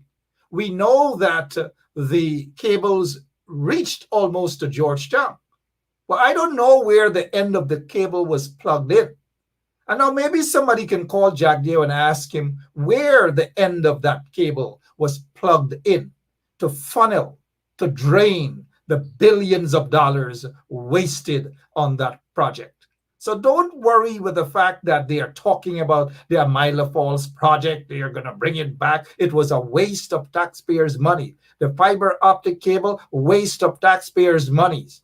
The one laptop per family program, waste of money, waste of your tax-paying dollars, hundreds of millions of dollars wasted. The sugar industry, billions of dollars wasted. They started shutting down the sugar estates, right? They started with a white elephant out there, the sugar, the Skeldon Sugar Factory, $200 million wasted there. All of these things. Don't think for a moment that they mean well. They're going to promise you these things. By the end of the year, public servants will get an increase. Why not now? They boasted and bragged the other day. I saw the individual responsible for the Ministry of Natural Resources boast and brag that with this shipment of oil that was sent out of the country, Guyana got $80 million. So if you get all of this money, here is the tricks. Here is the trick. If they get all of this money, ask Irfan Ali, why then should they wait until the end of the year to talk to public servants about their increase? Why not say within 30 days, public servants will get an increase of 10%, of 15%, and it would be retroactive from last year to now? They can't say it. They're saying this now because it's their death anniversary, the death of democracy. Of course, they want to boast and brag about good things that they have done. Where is the evidence of these good things? Everything has been a disaster. The COVID cash grant, a disaster. Thousands of you have been robbed. Thousands of you have been denied an opportunity to receive that COVID cash grant. And the majority of people who have been denied that, the majority of people who have been robbed, the majority of people who have been discriminated against are persons of African descent. That is a fact. Let us not run away from that reality. And let us not mince words. Let us tell the truth as it is. So they remove the pink slips from people. The pink slip was basically a con job that we're going to return, and they're not returning. You know, that was a fraud. You know what I mean, right? Good night, Irfan. That was a fraud. Then they're coming now with cash grants for, what is it? For people who have been affected, flood victims.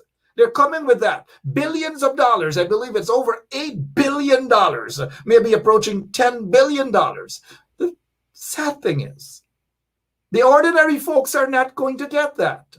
The ordinary rice farmers are not going to get that. The ordinary farmers in general are not going to get that. Regardless of their ethnicity, they're not going to get that. It's the rich rice farmers and so forth are the ones going to get it. And who will benefit? The corrupt politicians within the PPP, their cronies, their friends, their relatives. They are the ones. And now look, this is hurting. This is hurting Irfan Ali and his installed regime. This is what he said. Forget about the president part. This is coming from one of their mouthpiece propaganda papers, online newspaper. Cash transfers, not handout. Of course it is handouts. Of course it is political handout, because Irfan Ali and his men and women want to go around to take photographs, get mala, throw around their necks, and all these different things. There is no deliberate policy to secure people's welfare. None of that, Irfan Ali. None of that. All it is an announcement that you guys will be giving, cash grants. Everything is cash grants. Every single thing is cash grants. If they get cash grants, so former prisoner, I wouldn't be surprised, mind you. Cash grants for everything. Cash grants for cathedral workers. Cash grants for fraud accused. Cash grants for everything. But here's the false news about this here. Fake. APNU plus AFC, gave lavishly to few. No, really? APNU, AFC government had policies in place. Now, all of it was not perfect, but they were 100% better than these kunumunus who are in office. Now, let's get back to this guy. Millions, hundreds of millions of dollars to NCN TV and radio. And this is all they can do? 39 viewers? I bet if Otisha comes on right now, Otisha will get 399 viewers. Many of you know Otisha, right? Okay, good. Glad that we got that straight. Wasting taxpayers' monies at every level. And so that is why I give them an F.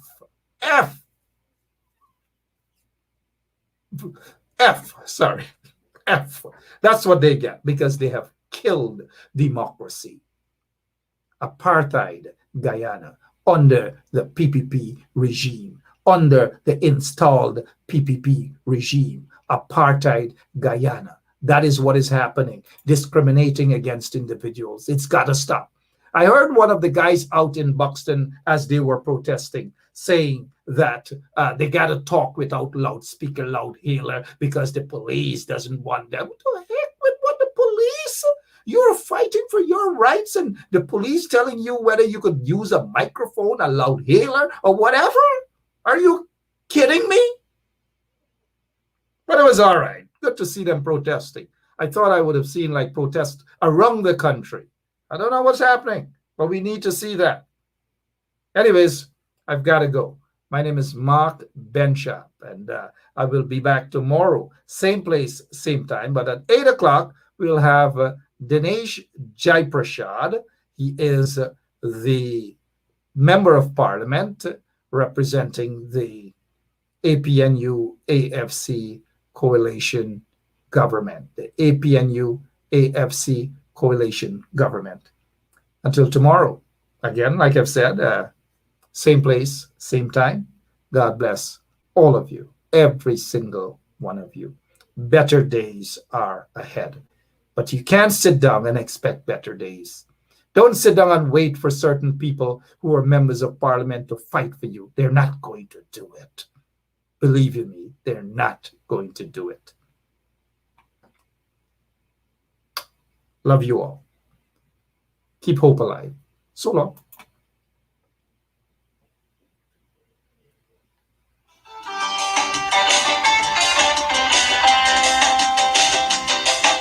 A man and a bunch of animals was arguing by the zoo.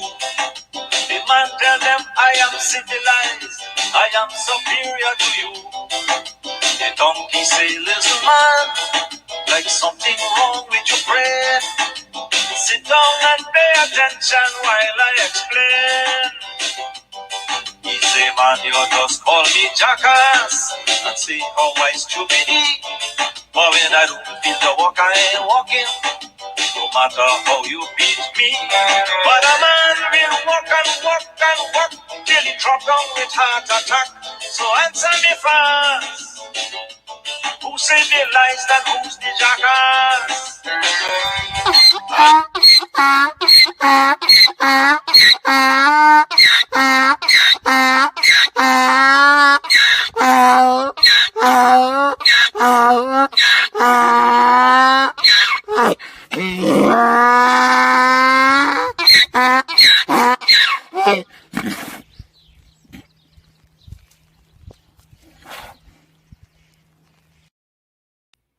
All right, that was necessary. It was part of the scorecard. I've got to go. Here I go now. Tata. It's hard, it's hard, it's hard to be at peace with the ones who are so discard. It's hard, it's hard, it's hard. Them have a knife in your back and them smile it so broad. Help me to deal with the ones them who said them love me when them really don't. Help me to deal with the fans them kill me flesh when the crowd a shout. Jesus, help me on the battlefield. Jesus, help me on the battlefield.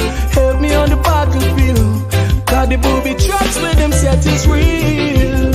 I never want to take your glory, Lord. Send your angels to encamp around about me and stand guard. To envy is so easy and to love it is so hard. Let me work for your glory and not for the award. Don't make me ever get caught up in the scream and the applause. And go talk about the blessing and not talk about the Lord. All these things are vanity. I need your reward. Let me be real. Don't put on no facade.